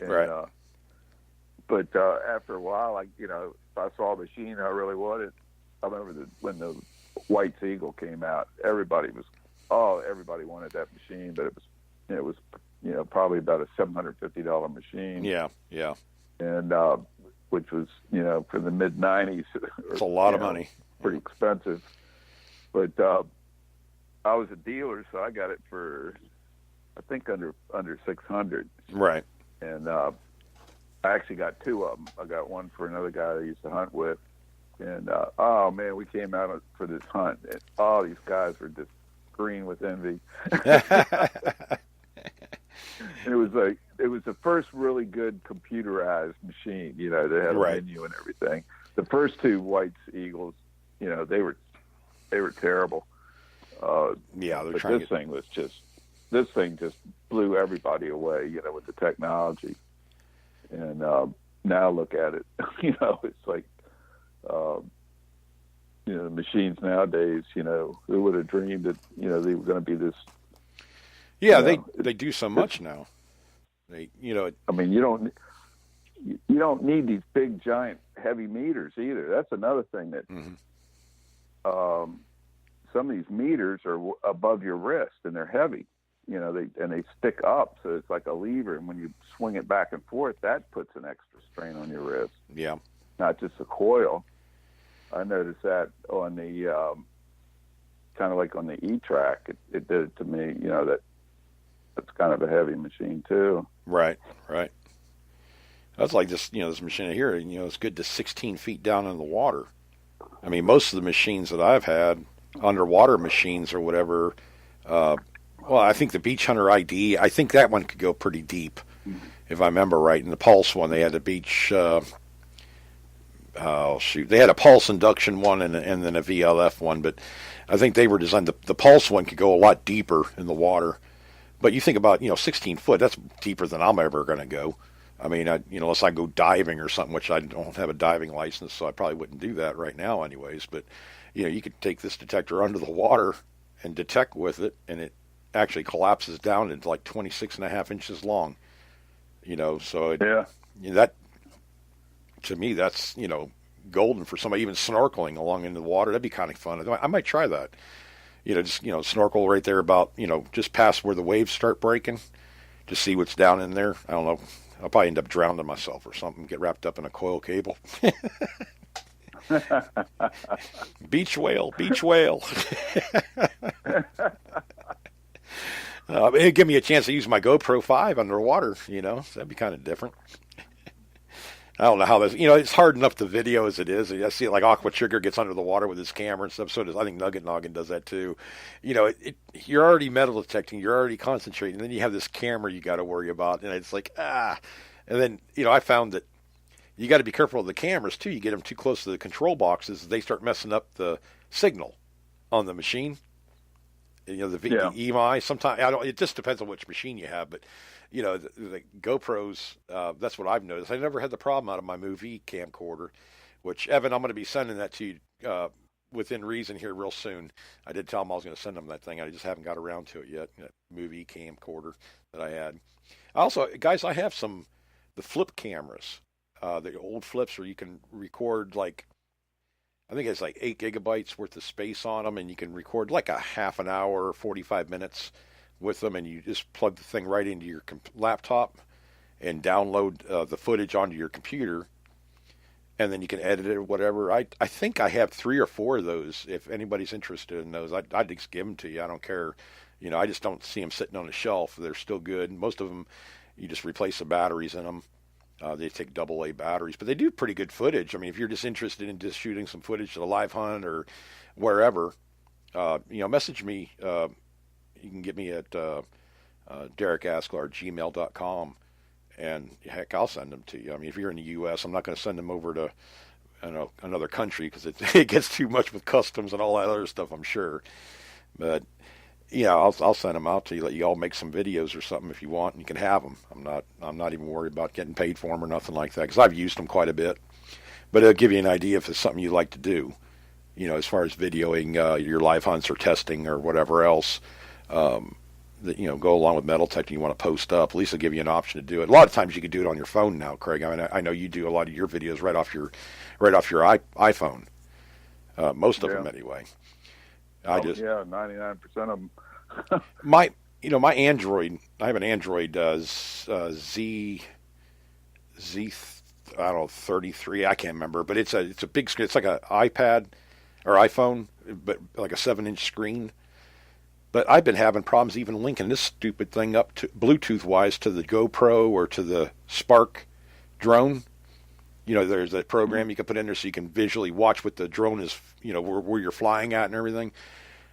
It just won't link up right. It's like I don't know what's going on with. Maybe it's my phone. Maybe it's just I need to get a new one. That what is it? That thing you're supposed to take a picture of. It's got the lines all in it. Oh yeah, like a barcode, like barcode. Yeah. From what I'm reading on these YouTube things, that doesn't work. The best way is to use the OTT line to the controller, to the phone. Okay. All right. I may have to do that then. Well, like my GoPro. Now, sometimes the Android one will work better sometimes, I hear. But, I don't know. That's just what I'm hearing. One guy said, and these are guys that have had a lot of different ones. They were having trouble with it. Yeah. And some of them got, hundreds of thousands of subscribers, so they know what they're doing. Yeah, yeah. And so they were saying, don't even worry about that. Just hardline it. Go right in. And, yeah. And he said, that way you get a better feed also on the video. Right. Well, that's why I'm using this GoPro 5 with a Rode mic. Best microphone ever, guys. I'm serious. I was out in the wind. Craig saw the footage, and if the wind was blowing, the brush was, you could see the trees blowing around and everything. You could hear me just fine. I had to turn the volume up on the footage a little bit, but it wasn't like you hear. A lot of times people are out hunting in the field or something. All you hear is that real hard blow, and you can't hear them talking very much. This Rode mic with this, they call it a dead cat wind cover on it. It looks weird, but I'm telling you, it is probably the best microphone I've ever had for a camcorder. You have to buy a special adapter. I think the adapter was $45 for this. It's really a monstrosity to connect into the GoPro 5. I guess it's the only connector they have for it. This is the GoPro 5 Hero Black is the one I got. But you got to plug. You use the regular microphone that's built into these GoPros. It's not the greatest. You're going to get a lot of ambient sound. With this Rode mic, man, I tell you, it's really nice. You'll enjoy it for any kind of recording you have to do, even if it's not metal detecting. If you're doing just regular podcast or something like that, video podcast, it'd be great for that because it does pick up everything. I'm actually noticing in the footage I can hear a lot of what Craig and I talk about as far as nuances and sounds and stuff, this thing picks up a lot. So I'll probably do a video on that about the Bliss tool and whatever other metal detectors. Just the sound of like nickels and square tabs. They're very close on VDI numbers, but to see if there's something we're missing or something we should be listening for to tell a difference between the two, other than listening to looking at a VDI number. Because like with the Bliss tool, if you go over aluminum, it'll sometimes throw a tinny sound at the very end of the signal, versus a nickel is more nice and clean all the way across. And you got to really be listening. It's not something you're going to pick up on right away, and this just takes time. But you pick up on these nuances, and you get to the point where you more than likely don't even have to look at the meters anymore. Like Craig is with the Deus and stuff. He runs full tones. He knows by the way it sounds that there is something good down there, or it could be around iron or something. But these new microphones, I'm hoping it can pick this up. I thought about processing the sound also, Craig, through almost like a sound editor. You could slow down the sound or whatever to see if I'm out of my mind when I hear this stuff. I could put it on there and see where the peaks are at and stuff on the sound itself to see if there is something there. Can I increase that just so I know what it is and increase the modulation of it or something like that? Because there may be a tell in some of these machines that we're not really thinking of. We hear it all the time, but we just kind of we don't ignore it. We just don't realize. What if you could hook a tone generator up to it to see if it would change, I never thought about that. Almost to a tone ID type thing. Hendrix would have been good for that. That guy Hendrix that we watched his video. That guy is like a mad scientist. I'm telling you, he did one for the Bliss tool where he put a lighted display on a Bliss tool after using ferrite to ground balance the coil even further. And he had all these multimeters and this oscilloscope, and he's like a mad scientist with adding stuff onto machines. He even added a tone ID to it. Mm-hmm. Yeah, and he used the red lights and green lights. Remember that? He built. He handmade a 7-inch coil for the Deus. Yeah, and he took I think the 13 by 11 inch coil apart and used the parts in that to make the smaller coil. Yeah. And he had a control box that went partway up the stem that was attached to the stem, and and then the wireless signal went to that control box to the meter. Into the headphones. It's just crazy. That's crazy good. It actually worked. I mean, it worked perfectly. It was, I was like amazed. And he was using the same thing. He had the pieces of ferrite. Well, even what he did with the Bliss tool when he did that V3 and he put that, it wasn't tone ID, it was color ID.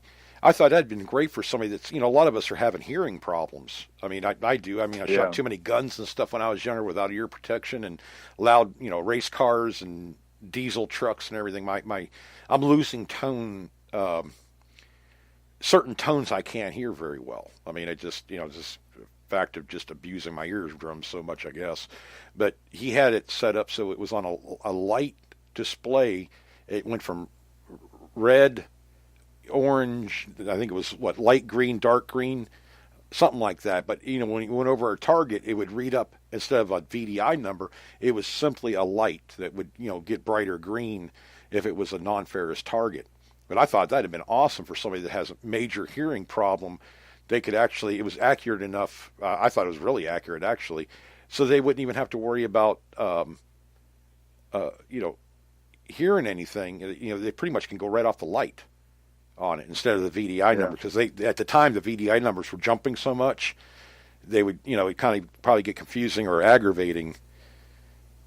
Much like the vibrate, some of the detectors, underwater detectors, have a vibrate mode in them, but it would be more accurate with the light, I think, than the vibration. Because like even on a pinpointer, like the Detechnix pinpointer I use, it has a vibrate mode on it, but with the sound, it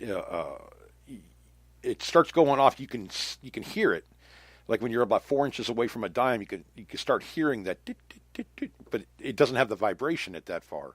So if you run just on vibrate, you may not catch it right there and have to pinpoint it with a metal detector and everything else to see where it is in the hole, versus the sound that's going to start just barely beeping. You're going to hear it a lot better, I think, but than the vibrate mode. But the one thing I do like about that pinpointer, by the way, Craig, I've used that flashlight on there more than once. In the bottom of the hole, that little light on them. I think that Garrett has it on it too. Those come in handy, actually, especially when you start getting about like a foot or two down in the ground. You can't even see the sidewalls anymore with that little light on there. That really helps out a lot. So you can see down in the sidewalls. Tell you, I hate digging out a 3-foot across hole trying to get down that deep. Trying to reach down in there, but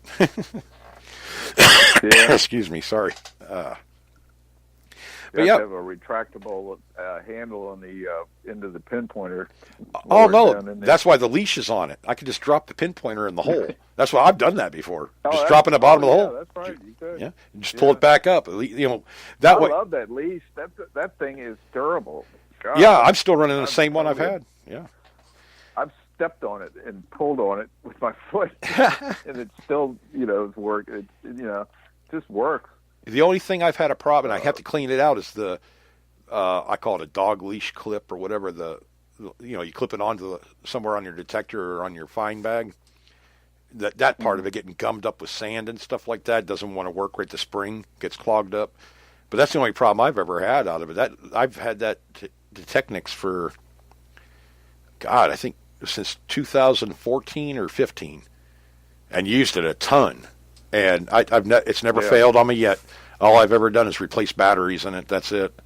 And the leash, it's been connected to well, you guys see the way I hook it up to my detector. I just put it right on the detecting shaft and zip tie it to it. That way it's, handy. It's not in my fine bag all the time, but I can set my detector down, reach over and grab it, put it in the hole. And with that leash on it too, you're not going to leave it on the ground. I've seen many guys do that. Every hunt I go to, there's somebody that lost a pinpointer. Or, left a pinpointer down. Somebody has to bring it back to them. They find it laying in the middle of the field because they didn't have that leash on there. You pull it out of your fine bag or whatever. You pinpoint the target. You set it down to retrieve the target. Then you stand up and start metal detecting. You done lift your pinpointer back there. It's kind of like what you did with the entrenchment tool one time. I think I did too, Craig. Go on to the next target. Well, hell, how am I going to dig it? Where's my doggone shovel at? Oh, yeah. It's for those of us that can't remember from 1 minute to the next. I've seen people, lose them completely, Yep. One guy lost like 3 in about a month. Oh, God, man. Left them way back in the woods somewhere. But I've walked, back and searched and found them. I just wouldn't stop. I knew where I'd hunted. I just said, it's got to be there somewhere. And I just keep searching until I found it. One time it took me an hour. Once I got back to the spot where I knew I left it. That's what I liked about the pinpointers too. From the last target, I think, and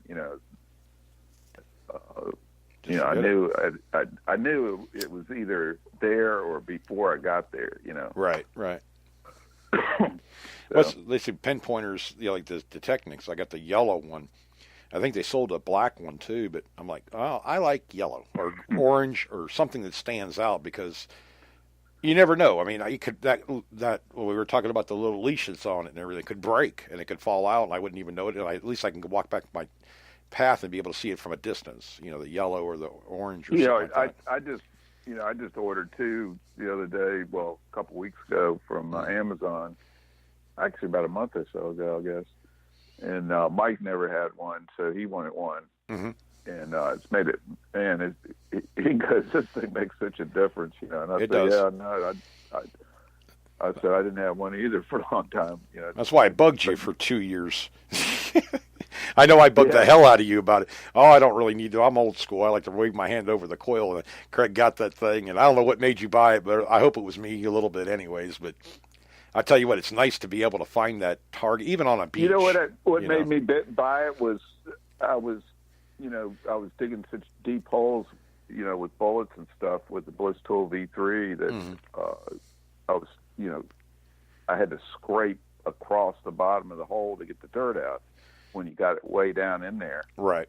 and it was I was scratching bullets and stuff, and so I decided, if I can, I can reach down with a pinpointer and pinpoint it, and then take my knife out and cut it out, like plug it out that way, and so that's why I, got it wasn't to, to get to recover faster.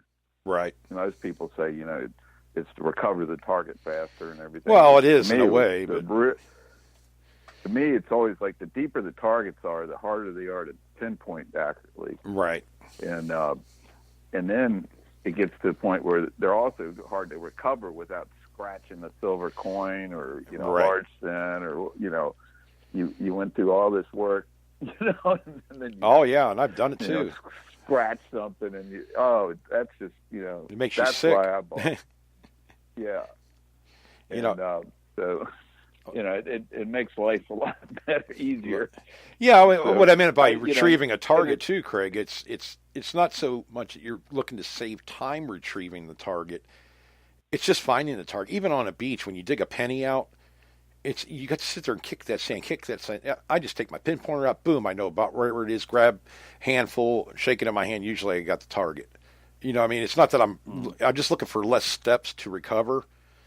And that way I don't have to sit there and fuss so long trying to do all that. And plus, like you said, with a deeper target, but it helps me on the beach. It helps me, for those of you not really into the hobby or maybe just getting started in it, dig up some ground, like 3 inches of soil, throw a penny in it, shake it around in there, and try to recover it real fast. You're not going to be with a pinpointer. You just run it around that hole or run around that plug, and boom. Usually, it'll go off. It's something real tiny. Yeah. It's hard to find. Without a pinpointer, it's hard. You got to keep. Like 22 bullets and stuff. 22 bullets are notoriously hard to get. For like 30 years or so, I just grabbed the dirt in my hand and rolled it across the coil. I used to hunt with a guy. That's how we always found it. I didn't even know people were using pinpointers. I knew they were around, but I'd never seen anybody in all those years use one. Yep. I had a guy that I used to hunt with on once in a while, Mr. Marshall, and he's an older gentleman. He's still around. Hopefully he is. He was the last time I heard anyway. But this guy loved metal detecting. He didn't own a pinpointer. I think he had a White's. One of the older Whites. It wasn't one of those with the metal boxes, but it was a Coin Master or something like that. But it didn't have. It was a newer one, probably from the early '90s maybe. But he would go out there with that, and he carried this. It was about the size of a macaroni and cheese box, the old school. It was a sifter, and he'd dig the sand. Dig the target out, throw it in the little sifter, sift it. That was his pinpointer. Because he goes, I get tired of running my hand over that coil all the time. I just throw the dirt in there and see if I got it, But I think he was like 71 when I detected with him. So we used to have competition. We had competition hunts at the, where we buried silver coins, in the sand. We used to go to Sandy Point, Maryland. It was a state park, but they'd let you, they actually let you metal detect on the beach and in the water, and then. We could, basically plant, coins in a huge area, but, we had these, since it was a speed hunt, and you were trying to, basically get as fast, go as fast as you can and grab as many silver coins as you could. Right. You'd have these baskets around, with a belt made out of chicken wire, and you just throw that in, and then it would sift through as you're removing. You wouldn't worry about it, seeing what it was. You just keep going, But made it a lot easier. Otherwise you got to pick up the whole scoop up, right, off the ground. Yeah, I was just looking on here. This is back a little ways, but I guess Rusty Fawcett said hi. I was just talking about him earlier. Bill Marsh put that up on here. I haven't been following around with chat, guys. I'm sorry about that. It's kind of flipping down through here, but there's a lot of messages and stuff. I can't walk and chew gum at the same time. So, there we go. Ohio Relic Hunter changed his picture again. Looks like Kenny Rogers on there or something. I can't. Can't see that good in there. But yeah, it's they were talking. Somebody was talking about editing. They don't edit or something like that, or he doesn't know how to edit. I think it was Bob D. Yeah, buddy, every one of us does a different kind of video. Doesn't matter. I mean, I like those videos too. I mean, sometimes I get aggravated with myself because I have to edit my videos. But if there's too much dead air time or whatever, I want to keep my videos like under 10 minutes. I feel like most people would watch, most videos like 5 to 10 minutes would be about it, unless it's really thorough or, instructional kind of thing. I'll watch them longer. So yeah, I mean, usually you can, whatever kind of editor you have. Mm-hmm. I don't know what you're using, but you can, Google it, and somebody's got a YouTube channel that's got, a video on how to do it. Yeah. Yep. So. I've been using Apple stuff, and I haven't done a single one on my Mac. I've always done them on my iPhone or the iPad. Right. And I can actually transfer. I take all the photos and the videos with my iPhones, and then if I want a bigger screen, I use my iPad Pro. I just transfer all the stuff over to the iPad Pro. A lot of times you can save footage too. Save it like if you get overexposed footage or glares. Well, it all saves in iPhoto. Mm-hmm. I got videos from 5 years ago still in there. Right. And I got a lot of I had to get a lot of iCloud. Plus I got 256 gig phone. So. Well, one thing I figured out too with these newer ones, and I did this with the GoPro because I'd never had one before, so I was not only learning a detector and doing that, I was shooting footage with a brand new camera, set up totally, and well, Craig, I was when I downloaded it from the GoPro onto my computer, everything looked good.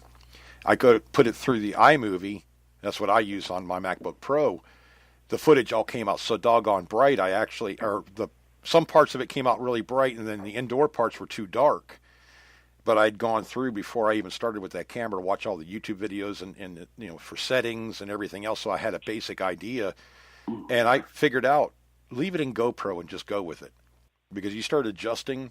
I actually had to reshoot so much stuff because I couldn't save it as far as brightening it up and the shading that the different shades you can put in it. It's just a pain in the butt. Cameras, there's going to be subtle differences or not so subtle differences It's a nightmare. Well, see, it didn't really make me mad. I mean, these guys are trying to do the best they can as far as reviewing cameras, and so it's just like any other product. And this is when they said, "Well, this is what I'm using for my podcast videos," and this works good inside, this works good outside. And you watch enough of these videos, and you kind of figure out, okay, I need to go into personalized settings and set this stuff for inside or for outside so that my footage comes out good.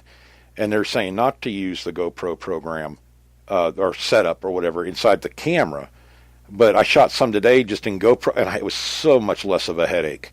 And it came out good. I didn't have any of the issues I did when I set it up myself. And it's not like I was just on a whim putting it on different settings. I mean, these are actual settings that people were actually videoing, showing the difference of. And I don't know, maybe I'm doing something wrong. I probably am doing something wrong with it, but it shouldn't have been that bad. When I told Pauline, I said, I'm going in GoPro mode. We're going to see how it turns out and go from there. And that's what I did. And it came out a lot better than the other footage did. So I guess you just got to just test your cameras. Obviously if you're using a phone or something like that, it seems to the iPhones and the Android phones, they put off good footage. And I'm not as impressed with my Android footage off this phone I have as compared to Craig's iPhone. Craig's iPhone does a great job. I mean, you don't have the gimbals in it or any stabilization, I don't think, Craig, do you? In that program? Oh yeah, it does. Yeah, okay. It's the last. I guess I had it in the iPhone 6s Plus also. Right. It wasn't in the main cameras. But I think it's in the Plus and the. I got the iPhone 10 or right. X.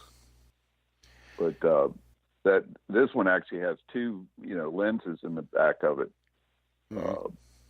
So it does a lot better on going telescoping out and stuff like that. It Right. does much better than the old ones did, but it's almost got SLR type qualities to it. It's the all the top of the line phones now are just got the best cameras. It's killing the camera business off almost. Right. I know so many people now that have just decided to go with their phones. Mm-hmm. One thing I noticed, I've been doing this for about 6 years on YouTube, and first couple I did were with the iPad, and then I decided, I was going to get an iPhone. I've been thinking about for a year to get one, so I got a 4S and started doing some videos, and immediately people started going, "Oh, what kind of camera you use? It's really good." Yeah. And I'm using the iPhone 4S, and they're like, "You're kidding me," And I Right. said, "Nah, but every phone I've got, every iPhone, I think I've had 5 or 6 now. Mm-hmm. I think 6. Every one has just gotten, incrementally better. But this last one has made a big jump. Mm-hmm. It's got kind of like portrait. You can do portrait mode and all kinds of different things with this, and so it's got a lot more editing, capabilities and stuff like that. So everything is just getting better and better. Yeah, the only thing I can't, that bothers me on as far as using it for metal detecting, though, I've tried. It makes you crazy when you're trying to film live, because I tried the mounts that mount on the detector shaft itself. It drives me motion sickness wise. It drives me crazy when I'm watching a video.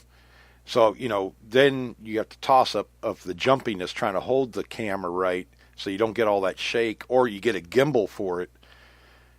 There's all these options you have, but what's the easiest way to do it? It's pretty much freehand it. You just got to watch how much you're moving around. Because, I've even carried a tripod around with me. Is with the newer phones is they're so much bigger. You got to stretch your fingers right across to one handed. Mm-hmm. And but other than that, the quality is it's just way superior. Yeah, you're just trying to figure out something to put on there so that it's not in your way either. It's a pain trying to metal detect, hold the shovel, this and that, and try to use a camera. I bought a chest mount a while back, and that's what I used on the beach and stuff like that. I bought a gimbal that's actually a body mount gimbal, but I can't put a microphone on it with that thing, with the contraption that I got to put this thing into, because the gimbal wouldn't move then as freely. And so you're a toss-up now. Do you want the sound to be good, or do you want the video to be good? Or do you want to record sound separate from the video, and then when you put it in the editor, have to put it all together and match up the footage so that it, obviously when you're talking about something, your lips are moving in the right way.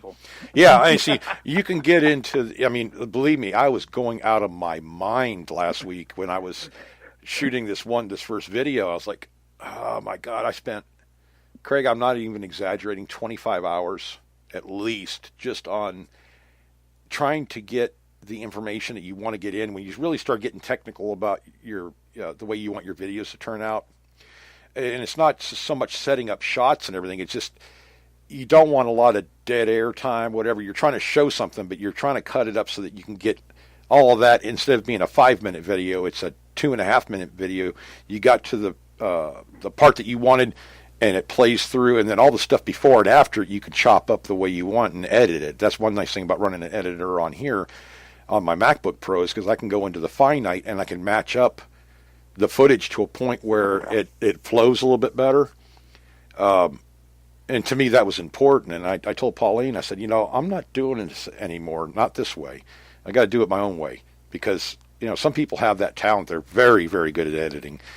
I don't. I kind of learned on my own, and I kind of put them together the best way I know how to put them together. But, if every video was the same format, same everything, it would get boring very quickly. So, you could watch one of my videos, and mine's different than Craig's. It's different from whoever's. That's what keeps the interest going. That's what gives the video the character to begin with. There's a lot of, I saw him on here, Relic Radio. I think it's Jeff, Tennessee Jeff. puts out some videos. They do Relic Radio. I think I saw them on chat here a few minutes ago. But they put together a really nice video, and it's I don't know, it's just the way he does it. It keeps you interested, even if he's not finding anything.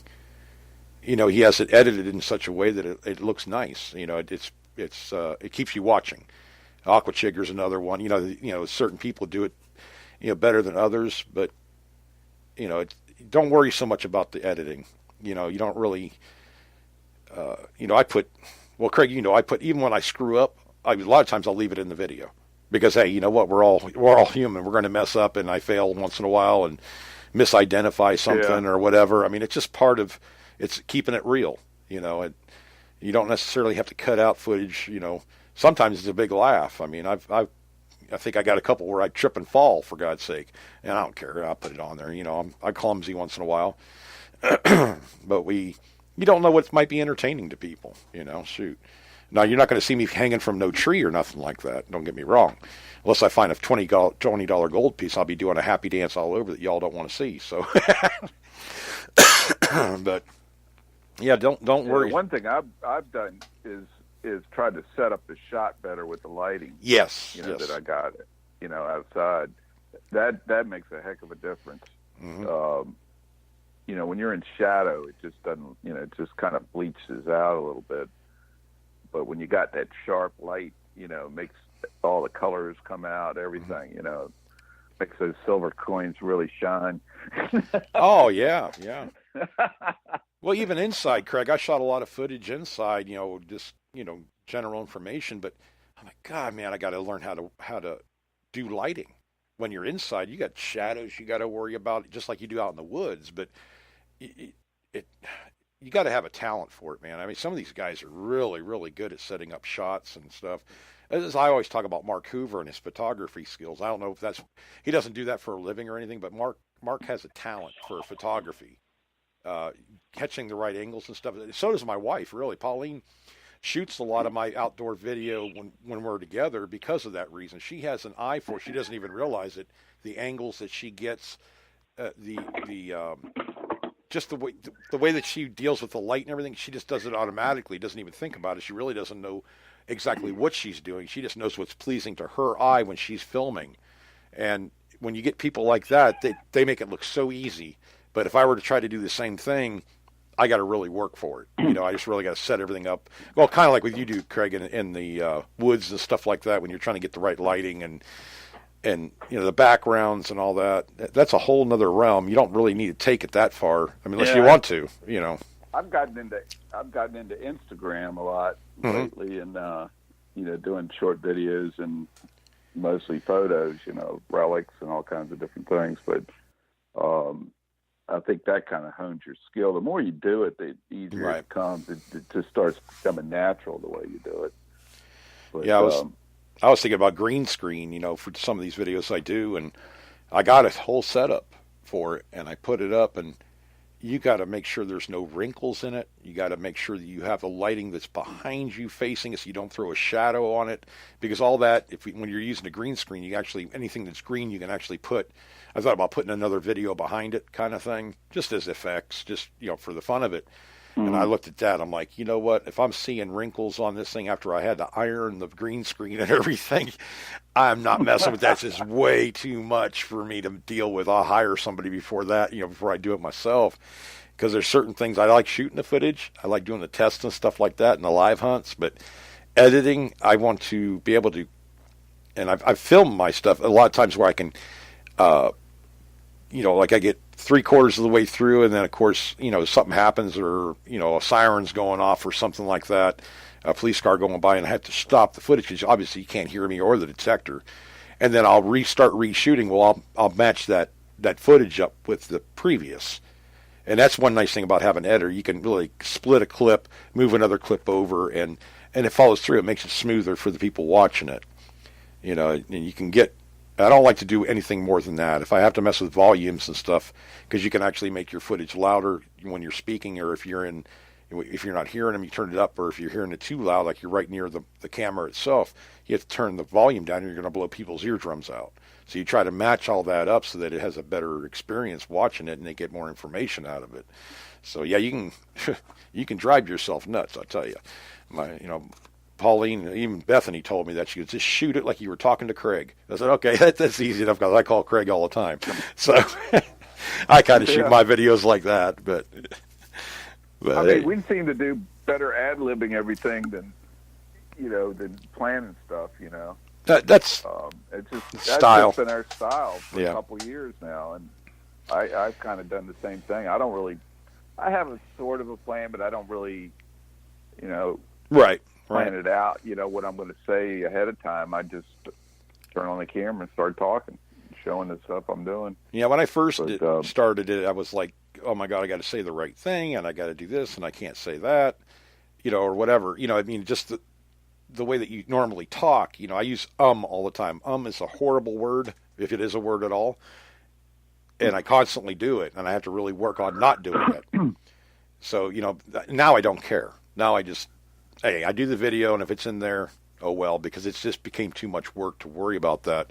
So I guess that's why we started just going with it. I mean, that's the way we do this show, guys. We don't, sit there and we may have a guest on or something we want to start out talking about or something like that. But most of the time, an idea, but we don't have like a script or anything. No, that'd be too much headache. It wouldn't be real. I mean, well, no, not for us. It wouldn't be real if I had to sit there and read off a script and stick to a plan. And I just like to see where the show takes us. It's the same with the videos. Wherever they take you, they take you. It's not so contrived in our style. Some people can do that. Some people can do a show scripted all the way down, no problem at all, and they just have a talent for it. I don't, and I'm not going to pretend to. So, what we talk about is what we talk about, and it usually. Yeah, I have people always ask me about what they're starting a new channel and stuff, and what should I do? And I said, basically have fun, Mm-hmm.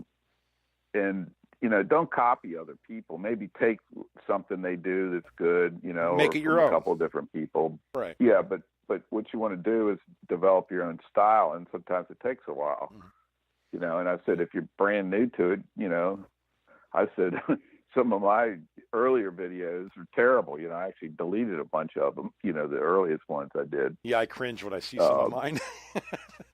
Yeah. Like, oh, God, I can't believe I did that. Yeah, but that's just it's a learning curve. You got to jump in there and just do it. I kept putting it off, and this Russian kid that I taught tennis to, kind of dared me, to do a YouTube channel, and he did one. So we started competing against each other, and. I didn't really know what to do. I did a couple on tennis in the beginning, right? And but then I think it was Mike said, man, why don't you do someone on metal detecting? Mm-hmm. He said, you know all about it, and you find all kinds of good stuff. So why don't you do a video on that? And I thought, hey, he's right, Mm-hmm. So that's why I started doing that. But I started off when I first started. I had the Explorer and the Nautilus. I think I just used mostly Explorer. I think I don't know if I did any with the Nautilus or not. No, I don't remember. Don't remember any with the maybe one. I don't remember any more now. Yeah. And then I got the Bliss Tool, and then the Deus, and that's where it went. Mm-hmm. But it was it was pretty cool.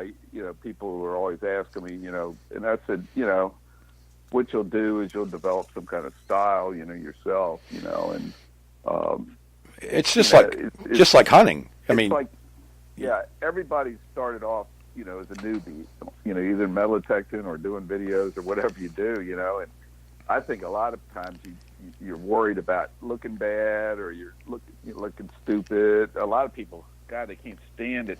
Make a mistake in public, and look bad, and you got to laugh it off. Yeah, you got to laugh it off. I mean, I've done it. I'm not perfect. I'm damn sure not perfect at all. I mean, and I just don't let it bother me. I never have. I just laugh about it. I make jokes of myself all the time, mm-hmm. and Well, even You know, it depends on what somebody. kind of movie. I used to have all these kids ask me, you know, at these camps, you know, and all the other coaches would scream and yell and holler till their faces turn it purple. You know, Yeah. the kids. I'd always joke with the kids. I'd be joking with them, and I'd have them laughing, and they would actually do stuff. You know, If and they're this not kid having goes, "How come you fun, joke all the time?" And I said, "Would you rather me yell at you?" Oh, well, yeah. no, no, you know. And I go, well, you know, that's what I do. I don't yell at people. I joke with them. You know. I had a coach that Uh, he was nice to us most of the time, but he talked, joke around, whatever. We had fun. Like in football, played high school football. We had a good rapport with our coaches because they would talk to you. It was more fun, but that just mhm. made it. When they really wanted to get the point across to you, that's when they jumped down your throat. What are you doing? What are you thinking? You're supposed to do this because they knew you knew it already. You had fun learning it and stuff. Why'd you make the mistake or whatever? I can deal with that, but when there some a coach is always yelling at you, you're not having fun anymore. Or teaching somebody how to metal detect or whatever. I got my one of the people my wife works with. They have two kids about let's see here. I think the 10 and 12 boys, and they want to learn how to metal detect. Well, you got to come at that totally different than you would probably an adult, because if they're not having fun with it, they're not going to have the ambition to continue on with it. So teaching kids, man, like with you, Craig, I know what you dealt with because you dealt with every aspect, the rich kids, the poor kids, whatever. And you were talking about the homeschooled kids that wanted Oh yeah. tennis lessons night and day compared to the same age kid that goes to a public school. Craig had a lot of problems out of those kids, just not paying attention, not wanting to do anything. But when he had kids that were from, like homeschool, but they wanted to have tennis lessons and their parents brought them there, those kids listened. They did whatever, go pick up all the balls, go do this, go do that, and they did it. And they had fun doing it. It was a game to them. It's just different, I had I had kids that I taught that were very unhappy, and they were in public school, and they were very good in school, and public school doesn't really teach you anything anymore. Right. Didn't back when I was in eighth grade. Mm-hmm. They kind of just stopped. They went into all this weird stuff, and I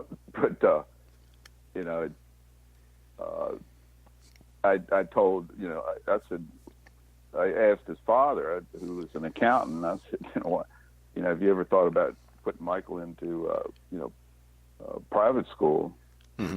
And he goes, actually, we're looking into it. Yeah. And I said, oh, okay. And I told him a couple of experiences I, had with these kids, and because I taught at this camp that was associated with Episcopal High School, which Mm-hmm. at the time was, right now I think it's $71,000 a year. Jeez. And they got Yeah. a $34 million indoor athletic facility. They got a bowl stadium. They got the campus is just plus it dates back to way before the Civil War. I think 1839 or something like that. You got some of the original buildings from that period. God, But I remember Senator John McCain. He finished last in his class at Episcopal High School. yeah. And he was almost president. Yeah. Keep it real, buddy. Keep it real. I met a guy at the Post that was actually, of course, McCain was prisoner of war. Actually, a guy I'm friends with up at the Post, he was actually knew John McCain over there. They were in the same camp. Oh, So that was kind of there's another different. thing about Episcopal High School. When the war broke out, and Episcopal was like maybe a mile from my house, maybe not even that, maybe 3/4 of a mile. Mm-hmm. And when the Civil War broke out, the headmaster became Lee's artillery chief during the Civil War. Huh. And when he left the school, 300 of the students, left to join the Confederate Army.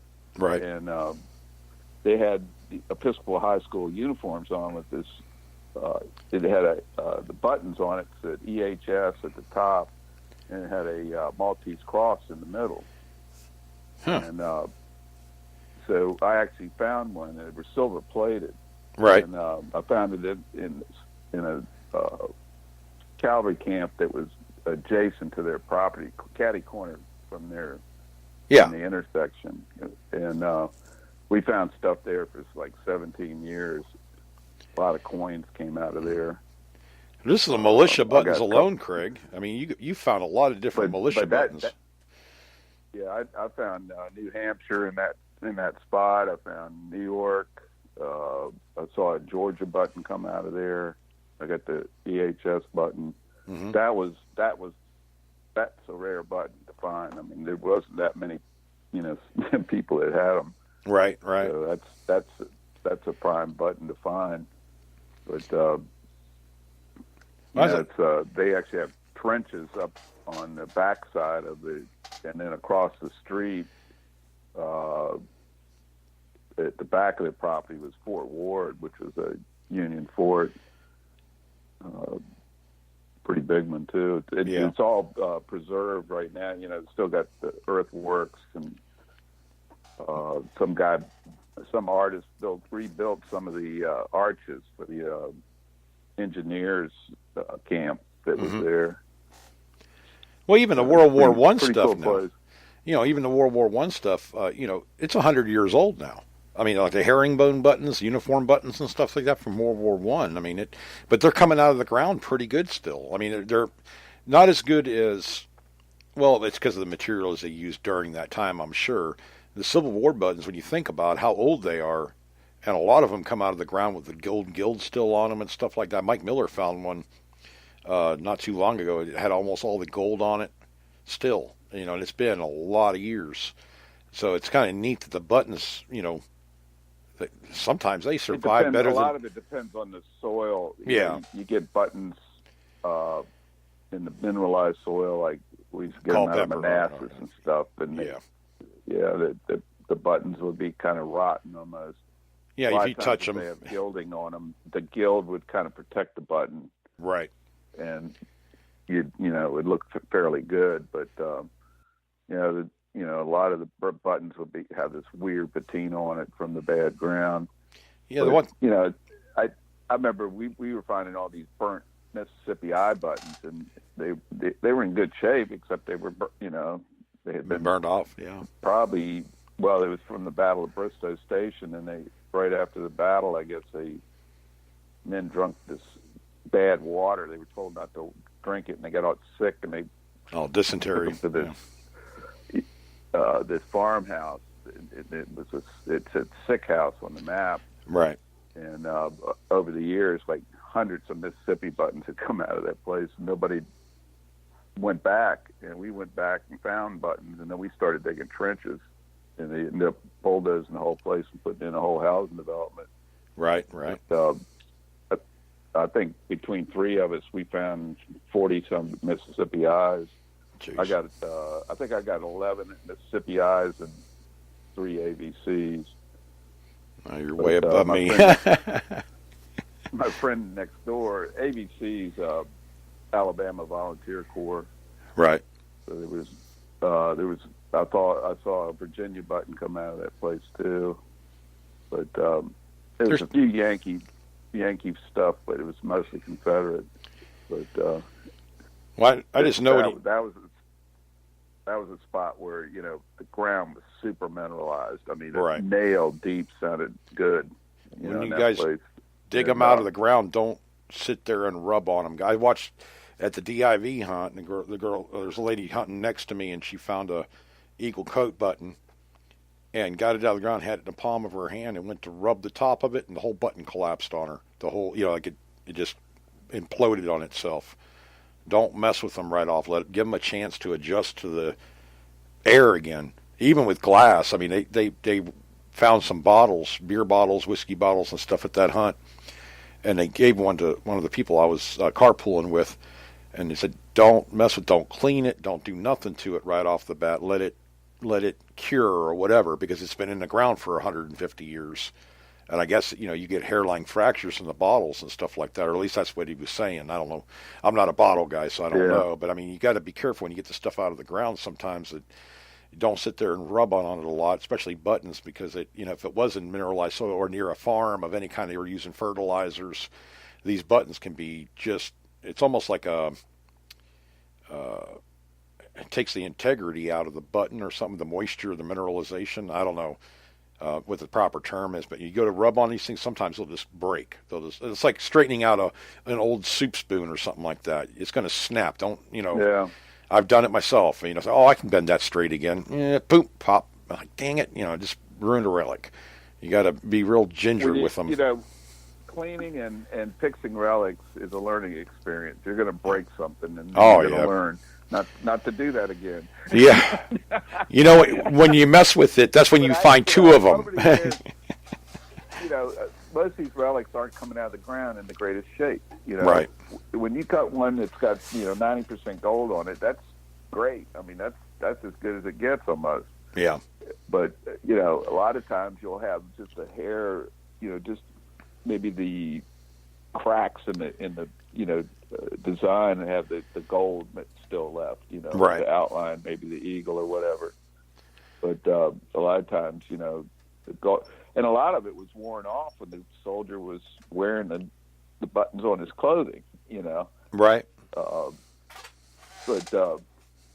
you've got to be careful when you clean this stuff. You don't want to, what I call over cleaning it. Yeah. That people.